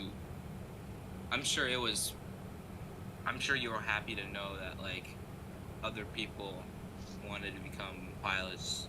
Yeah. You know, just because I had a lot of questions, and Yeah. I know That's you good. answered them to exactly what I was hoping to. So yeah. Yeah. Well, it makes me happy, you know, seeing, you know, others succeed. That's what I like. It's like when I fly with my FOs, right? Like I fly with some FOs that are very, very, very young and green, right? Not a lot of experience. And you know, when you know, I give them pointers and then I see them overcome their difficulties, and then they have that really nice greaser at the end, nicely flown approach, like it makes me happy, you know. Maybe even more happy. It's just I'm sure, like, when you get paired with these FOs, it just gives them a better learning experience. Yeah. I mean, you know, it's good, healthy criticism if you have to critique something of theirs. Yeah. But it's healthy criticism. It makes them become a better pilot. Yeah. Well, it's not even criticism so much. It's like helping them grow, right? Yeah, exactly. Yeah. I landed, by the way. It was pretty Nice. easy. Awesome. Okay, yeah. Walk in the park. Yeah. Well, Essentially. yeah. Yeah, no, I mean, I've met so many people. It's insane. For our base for 278. Nice. I'm over Haiphal now. What? I like this dock lake. This is so funky. This arrival. Yeah, 90 it's degree very turn. interesting. It's fly it if you're low. Try to fly it low. It's really cool. Yeah, I am. I'm at 3,000 right now. I'm just doing a Yeah, slow descent. Um, I always try I'm to. following the modern constraint. I always try to do continuous descent operations. So never level off. Right. Yeah, I mean, just get in really like a steady vertical. Sometimes I like using vertical speed to just have like a really steady descent, and I mean. Oh yeah. No, VNAV isn't always the best option. Nope, to be it's honest. not. It's not. Yeah. Yeah. It's like it's more of a suggestion. I mean, not even a suggestion. Yeah, it's more of Yeah, a suggestion. of Yeah. how to descend. Yeah. Exactly. Yep, that's the way to do it. Like we do that in real life too. You don't just blindly follow the VNAV. Yep. I like doing vertical speed and just having points. Yeah. Nice.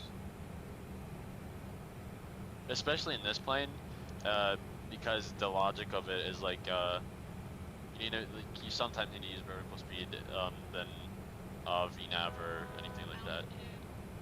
So. All right, descending through 5,000 for 4,000. You know what's cool? Like Airbus is double flash in real life, right? And then on VATSIM it's the same. Like I can see, I can see you on final there. You're in an Airbus. Yeah. Really? Oh, I need to come in the other way. Jeez. Yeah, you're over Dukfa right now. No, that's not. I'm just. I have to loop around. Oh no. That's I'm someone else trying to taxi in right now. Okay. Yeah, I just bit the localizer. Yeah. Altimeter setting. Yeah.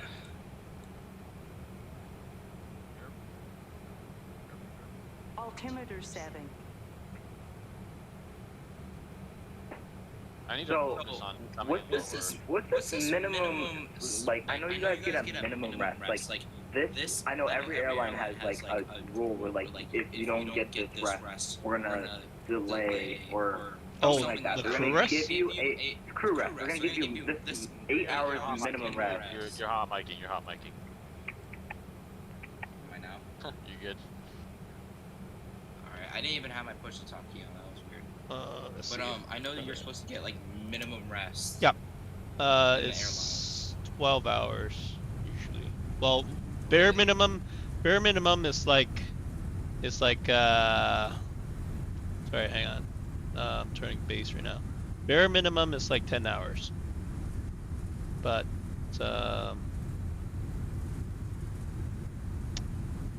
yeah, it's supposed to be 12 hours. Okay. Yeah. Understand what this? Oh wait.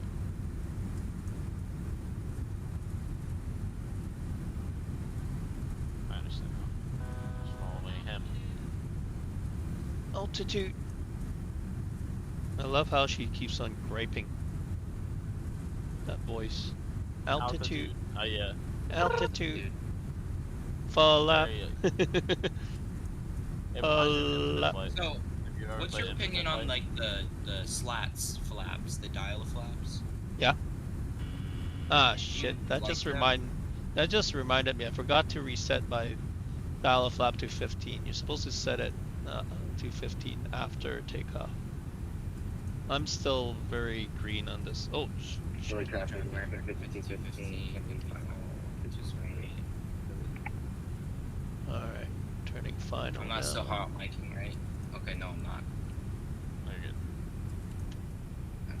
It scared me for a little bit. Thought I was cooked. You're good.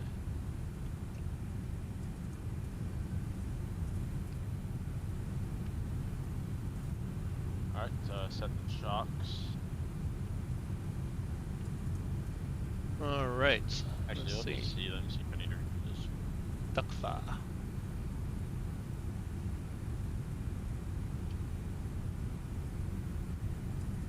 Oh, I guess this plane cannot do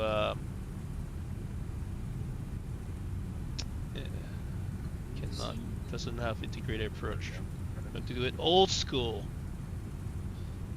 I wonder if Philly actually no, this isn't DC, never mind. I thought they'd do like some type of river approach. Probably not. I would love to do the river visual in real life. I think here. I would love to do the DC river visual in real life.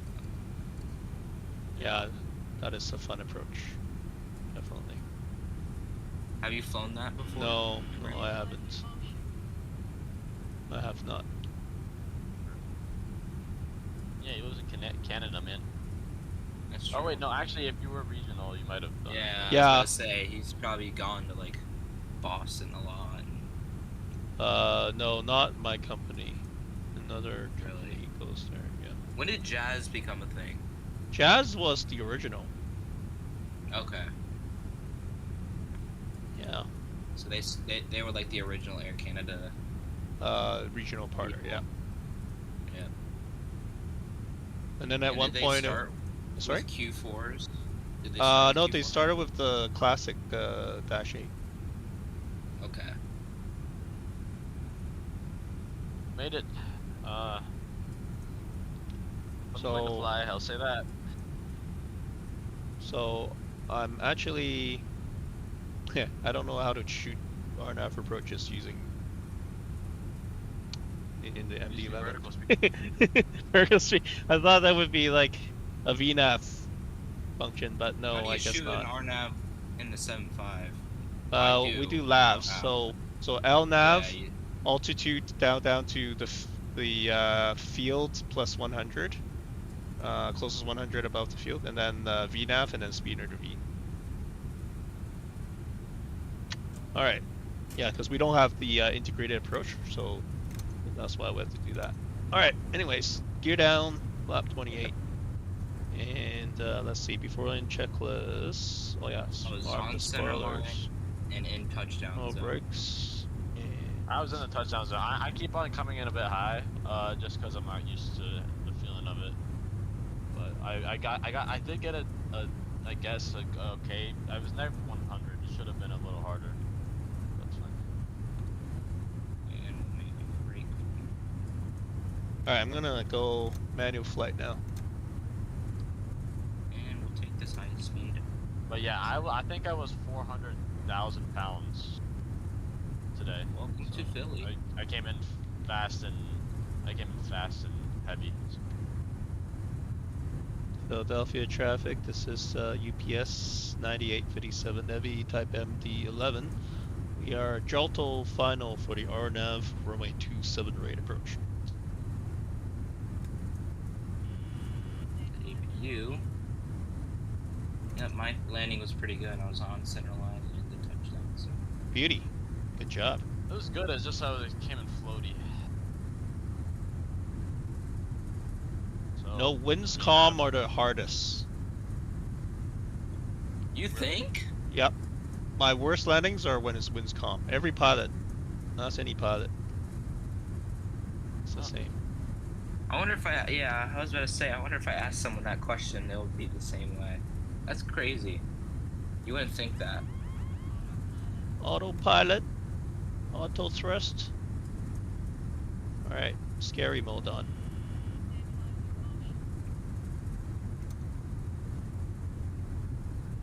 just roll all the way down to the end, and then just taxi by whiskey. Check. What I did. Check. Or Yankee, it's Yankee. Enter the ramp at Yankee. My sim's getting really stuttery, but I think I know why. Phoenix can be stuttery. 1,000.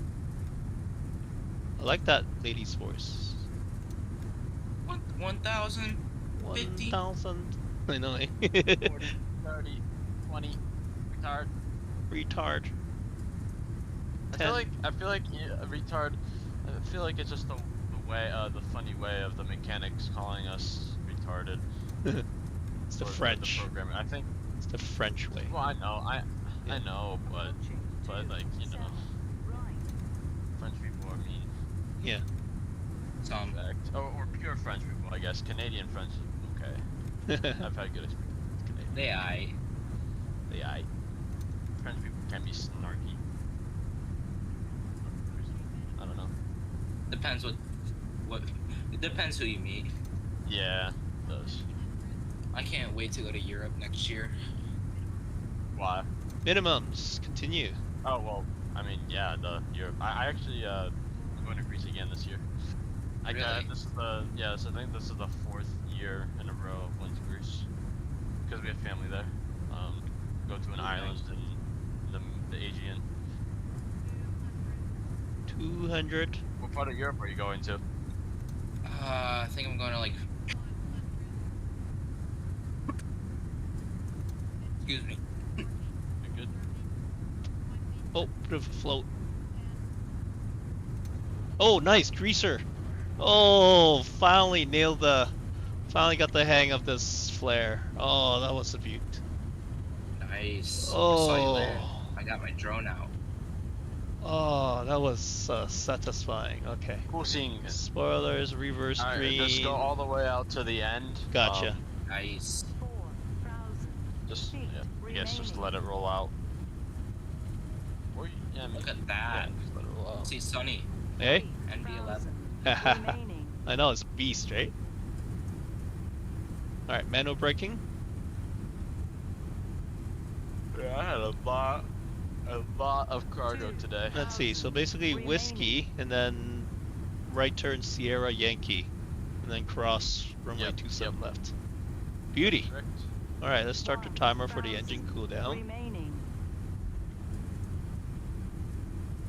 Oh, let's see, just easing One on of the these days, brakes. I might get the TFDI. You guys gotta teach me. Nah, get the A300 gang. I think. TFDI is kind of buggy. Oh, I think there's like approach lights on the. Am I? Oh shit! Hang on. Did I taxi too far? Shit. Yep, you did. Oh. Oh, boys. Oops. Boys. Sorry about that. Rook. Oh Look at this gosh. Okay, nobody died. It's the sim. Sorry, man. I totally misread the chart. Okay, we're on Yankee now. The concrete would die. No, the approach lights would die. Oops, sorry. That's so rookie. Well, no, but they That's also, so bad. They also make it so you stop, like sink into the ground. That's oh, I feel so bad. I feel like a retard. In real life, you would. I'm fired. Cook the runway. I'm fired. Yeah, exactly. I mean, yours literally would be like below the concrete. Alright, let's see here. Okay, clear to cross. Approaching. Yeah, we'll just do everything on this side. 9, Oh, I feel so stupid now. I totally misread the chart. We Also, you have to come around the gates. It's really weird. Oh, yeah? You have to like Okay. kind of make a loop. Yeah, you Okay, don't gotcha. just go straight in. GSX will not like that. Okay. I need to I'm declare kind of ground upset crew that I too. don't have the A300 model. I didn't realize, so I had to kind of do my own thing and avoid the marshaller to not hit him. I feel so stupid now. Hitting marshallers. That is so stupid. It's alright. We had to give you some shit for it. Oops. Yeah. It's a sim. Yeah, that's right. Nobody dies in the sim. Well, But no, we it all annoys me made it. because I try to keep it real, right? Let's So, see is there any like check cameras that sit in your jump seat? If online checks, yeah. Online Yeah. checks we do. Let's see, I need to get the APU going there. So the APU on the MD-11 is weird, eh? You don't, there's two ways to turn it on, like either the bleed or the APU power switch. So that's the only switch you turn on. Let's see. Let's see. Oh wait, am I facing the right way? Such a... Oh my goodness. Horrible. What am I doing? Oh, it's that way. Okay, yeah, that's right. I'm pretty tired today as well. Fatigue. Blame it on fatigue. That's what it is. So when do you fly next? What? Oh. I'm on reserve next Saturday and Sunday. Oh, I'm also on reserve on Thursday night or Wednesday night. But my next scheduled flight is not this coming Thursday, but the Thursday after, whatever day of the month is. Let me see. Let me take a look at my schedule. 18th, night of the 18th. I go to East Coast, Moncton and Halifax. I'm actually going to set up my trim wheel next time so I can have more downturn on my approach. Nice. Yeah, I gotta set that up. That's so annoying, misreading the taxi chart like that. Is there SimBrief integration on the MD-11? Yes. Okay. Let's see. Where's the marshaller? I Yeah, don't see any marshaller. Is that a gate?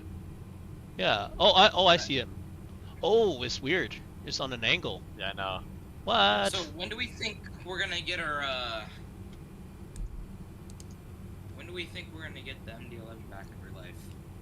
Until they figure I don't out know, this- eh? I hope she comes back.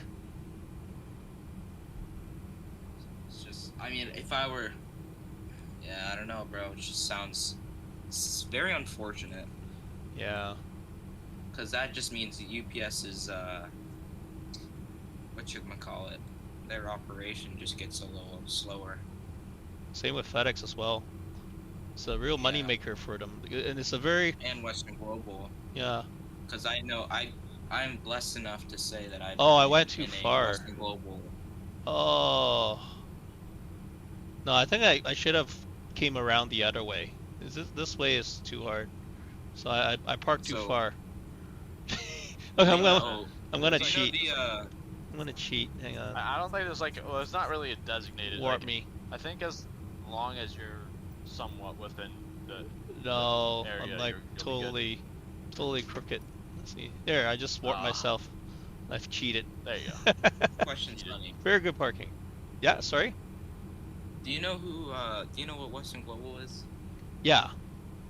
So, I actually know a VP of quality control from Western Global, and I got the opportunity, because they're based at RSW, my home airport. Yeah.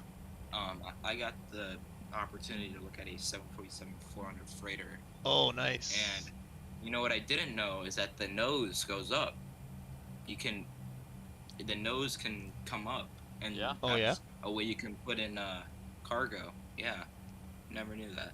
Like, you mean the nose door, or what do you mean? Like the nose door. Yeah, nose cargo door. Yeah, yeah, that's a really cool thing. Yeah, definitely. When I went inside, it was definitely one of those older cargo, interiors per se, because it is a 400, so it's a little older. Right. But yeah, I mean, hopefully, because I know they only operate. I've never seen a 777 from them going to. Not from them, because they don't do those, but you won't really see a Western Global on VASIM. No. I might do some flights, Western Global flights. In the MD?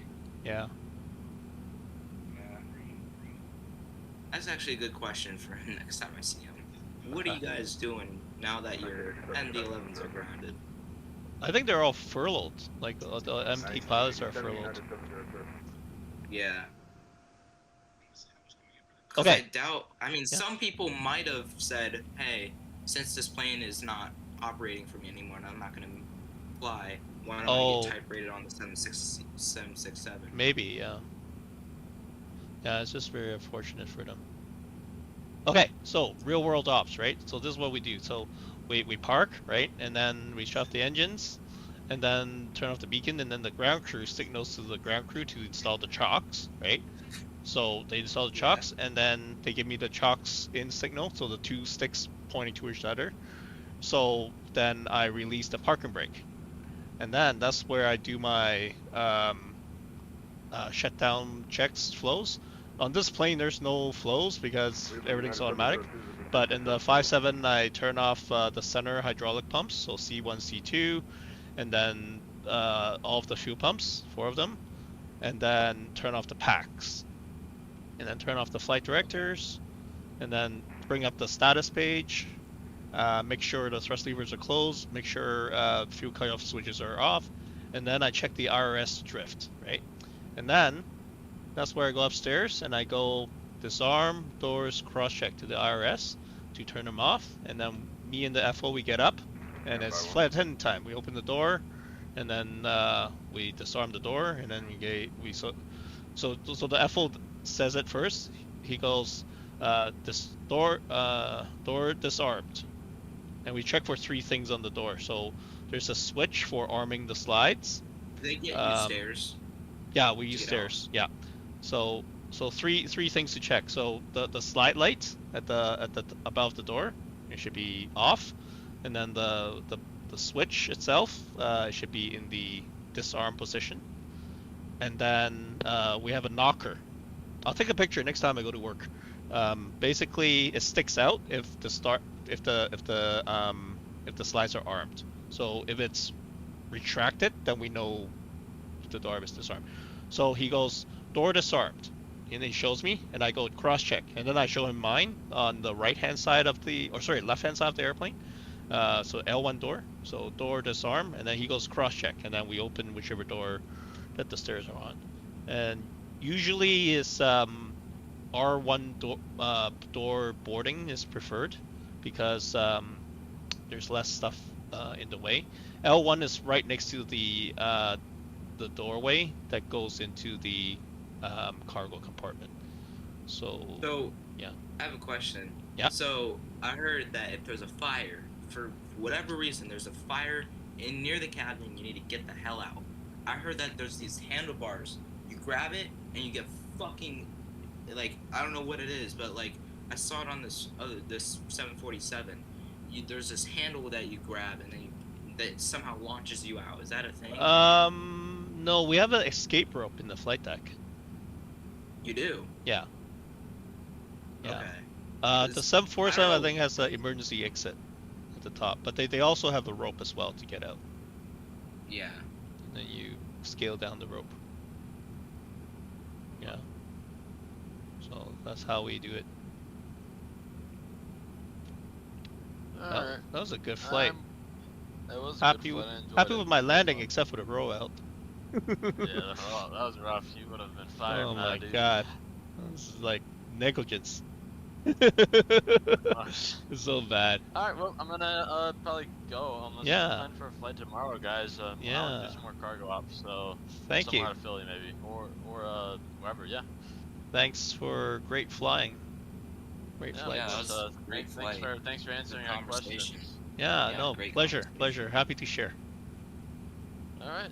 Yeah. Alright. Alright. Well, I'm gonna head off. Have a good night. See ya. You too. Bye bye. See ya. See you, Luke. See ya. Uh. Well, now it's just me and you. Honestly, I might get off too. I Yeah. don't know. I Yeah. have school tomorrow. Yeah, no, you should take a rest. It's what? Yeah, it's 10. It's already 10:15. Yeah. It's a long I day. forgot we're on the same time zone. Yeah.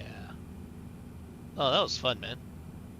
Yeah, A lot of fun. that was great. A lot of good conversation. Yeah. So it's good. Like, to connect you chat see, from so you see that mistake I made, right? So every one of these flights I do on Flight Sim, I learn something, right?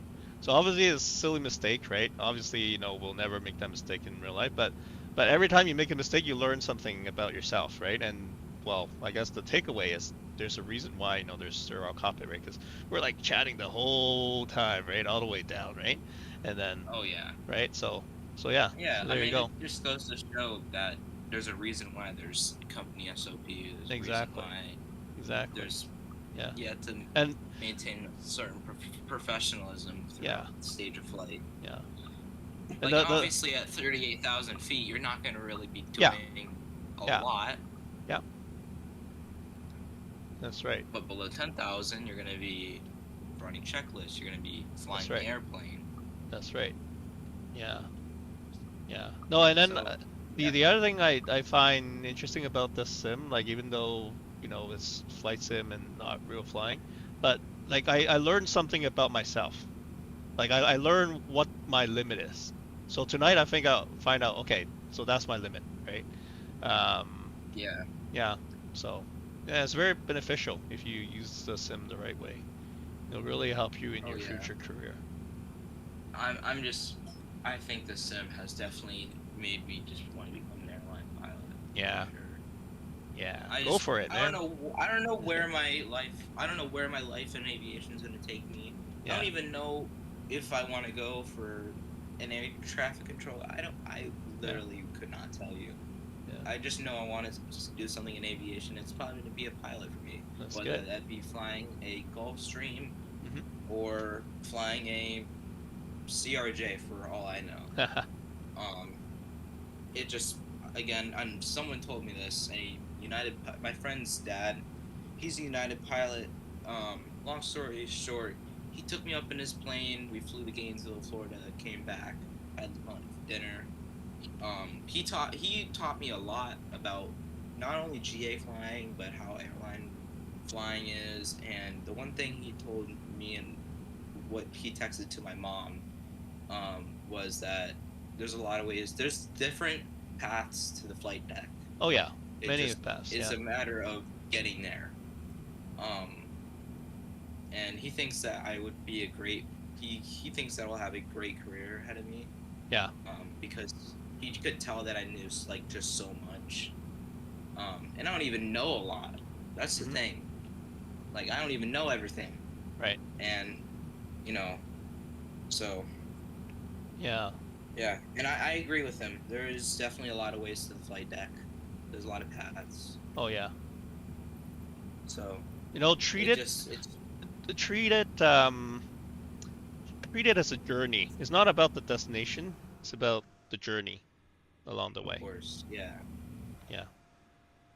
I just think that, you know, the first step to all this is for me is just get my private, or you know, start taking a lot more lessons, and start studying a lot more, and just get familiar with, you know, something as simple as reading a sectional chart, or, you know, knowing your V speeds, knowing your POH,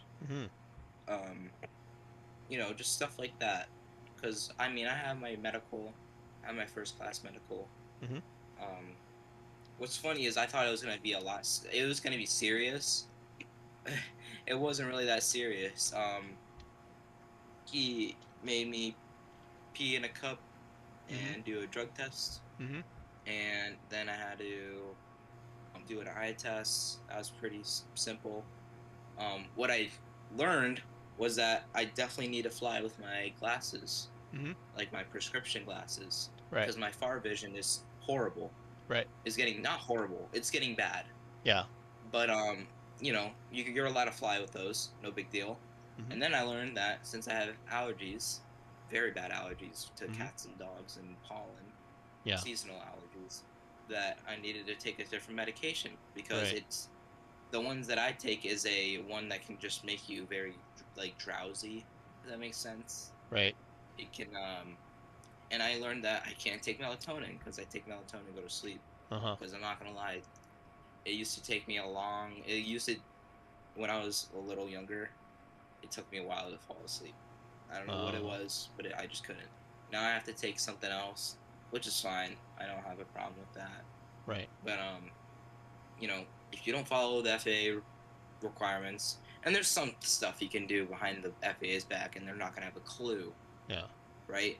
But at the end of the day, it's, you know, it's just adapting to what they want you to do, and that's okay. You know, we took that into effect, and we just changed my medication around. No big deal. But yeah, the eye tests, and then he asked me a couple questions, and then yeah, I mean, I walked out of there with my first class medical. Nice. Now it's in my little pouch with all my documents, with my student pilot license. Cool. So good stuff. Hopefully that turns into a private very soon. Yeah. Yeah. Well, keep me updated on your, you know, on your progression.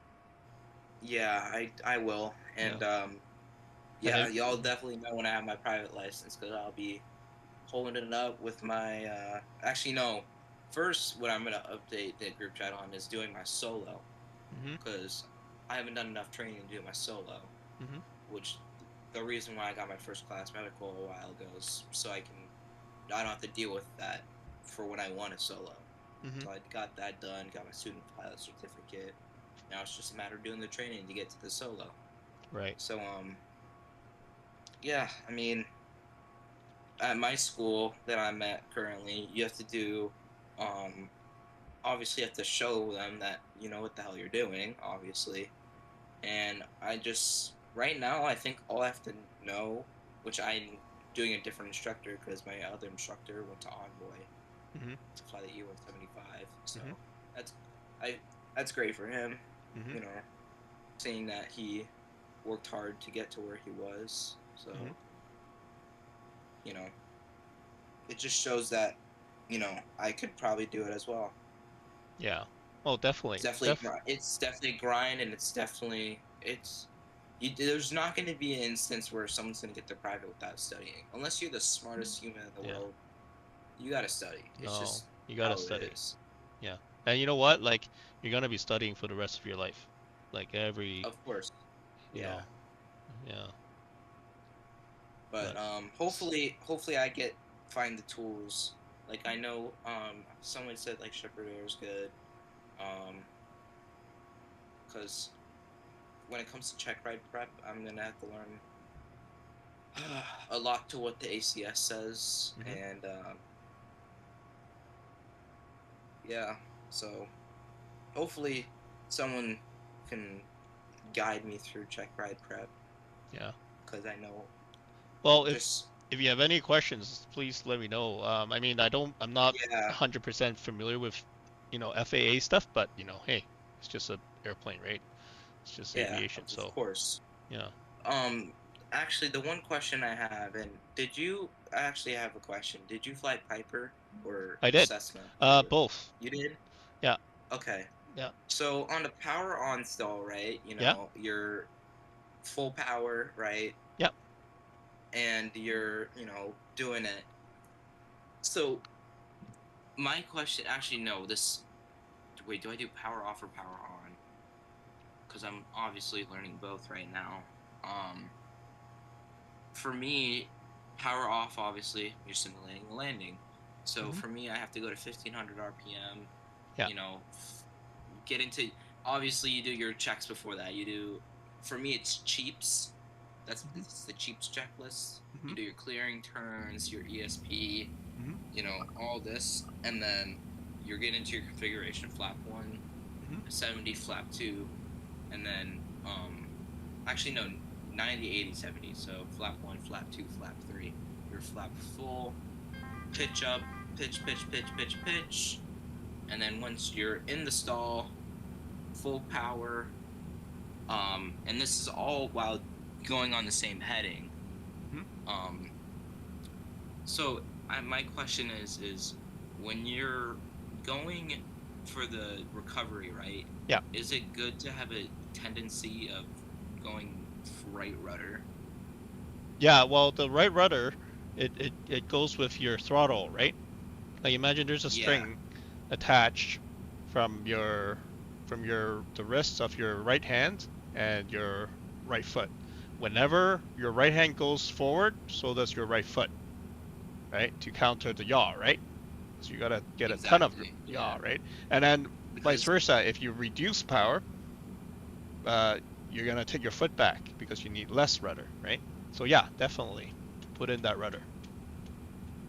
Yeah, because what I've noticed is that when I forget to do my rudder, I'm actually going off course of my point that I'm going for. Because it's to follow a point is pretty much, well, while in landing, it's it's like you're aiming point on the runway essentially.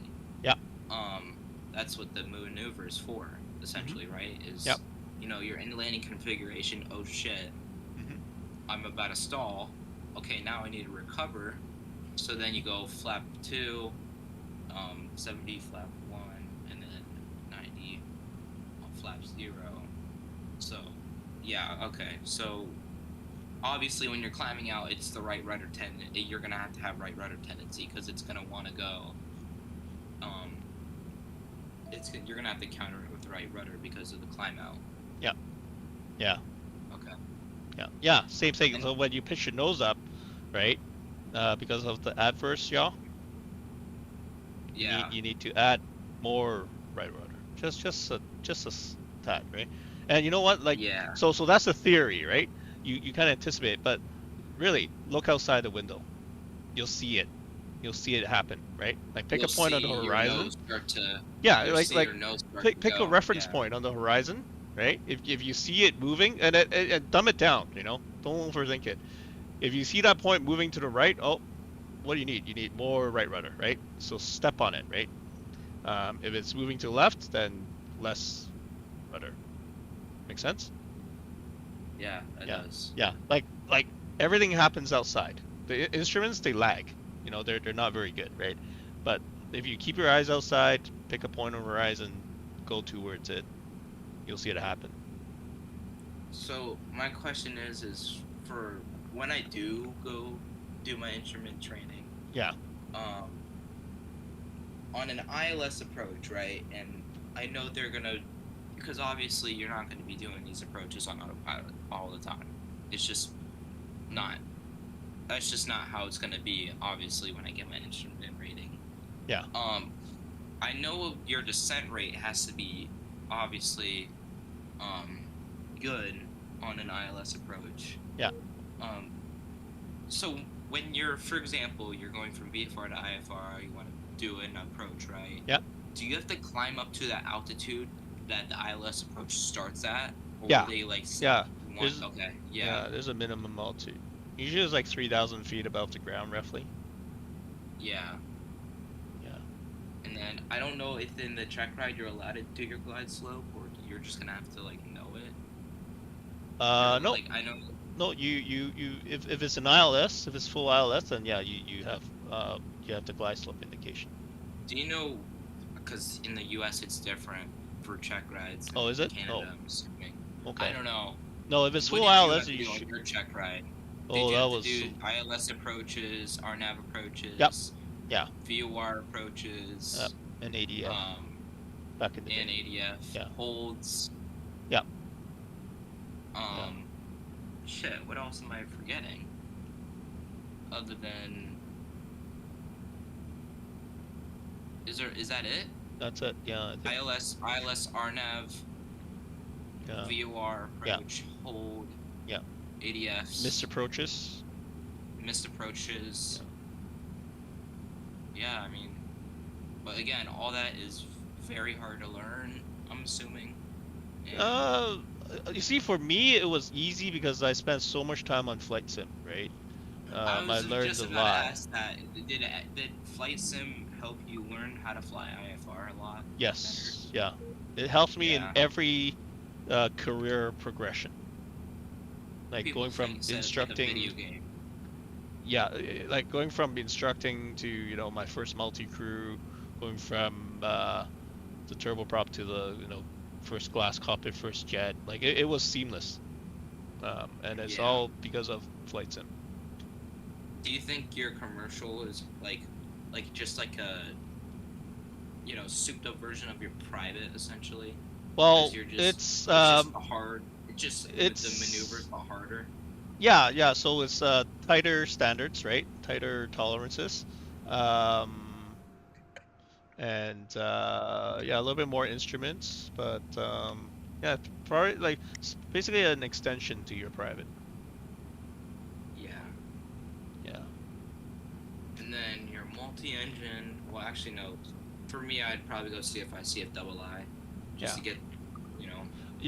Instructing is. I was an instructor before too. I do think it makes you become a better pilot, right? It does because I really only learned how to fly properly once I started my instructor rating, because as an instructor you have to give that they stress that primacy, right?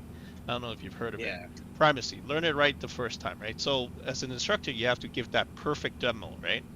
So will they teach you how to talk to people and how to hey, on this power on stall you didn't do it. This is how I want you to do it. Yes. Okay. They have that in Canada. It's called the Flight Instructor Guide, the FIG. So they talk about all that, right? They talk about how to profile your students, because different people, they have different ways to learn. Some are visual learners. Some are hands-on, right? So you cater your. I'm more visual. Yeah, you cater your teaching to the way your students learn, right? So they talk about all that in the Flight Instructor Guide. I can send you a copy actually. Yeah, it's like honestly, bro, you're gonna have to start cranking out some private pilot help for me once I get into my flow state of my private. Yeah. Because I mean, I think I'll be fine once I start getting into it a little more. Yeah. And start bearing down on my study guide, but I think by early mid-late next year, I'll probably be going for my check ride. Mhm. It's just a matter of being prepared. I would rather be over-prepared than under-prepared. And I think I have to do, like, I think it's obviously power on, power off, S-turn, turns around a point, soft field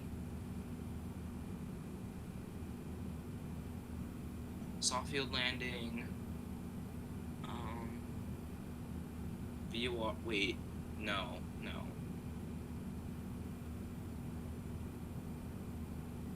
I know there's a couple soft field landings you have to do, power on, power off, S-turn,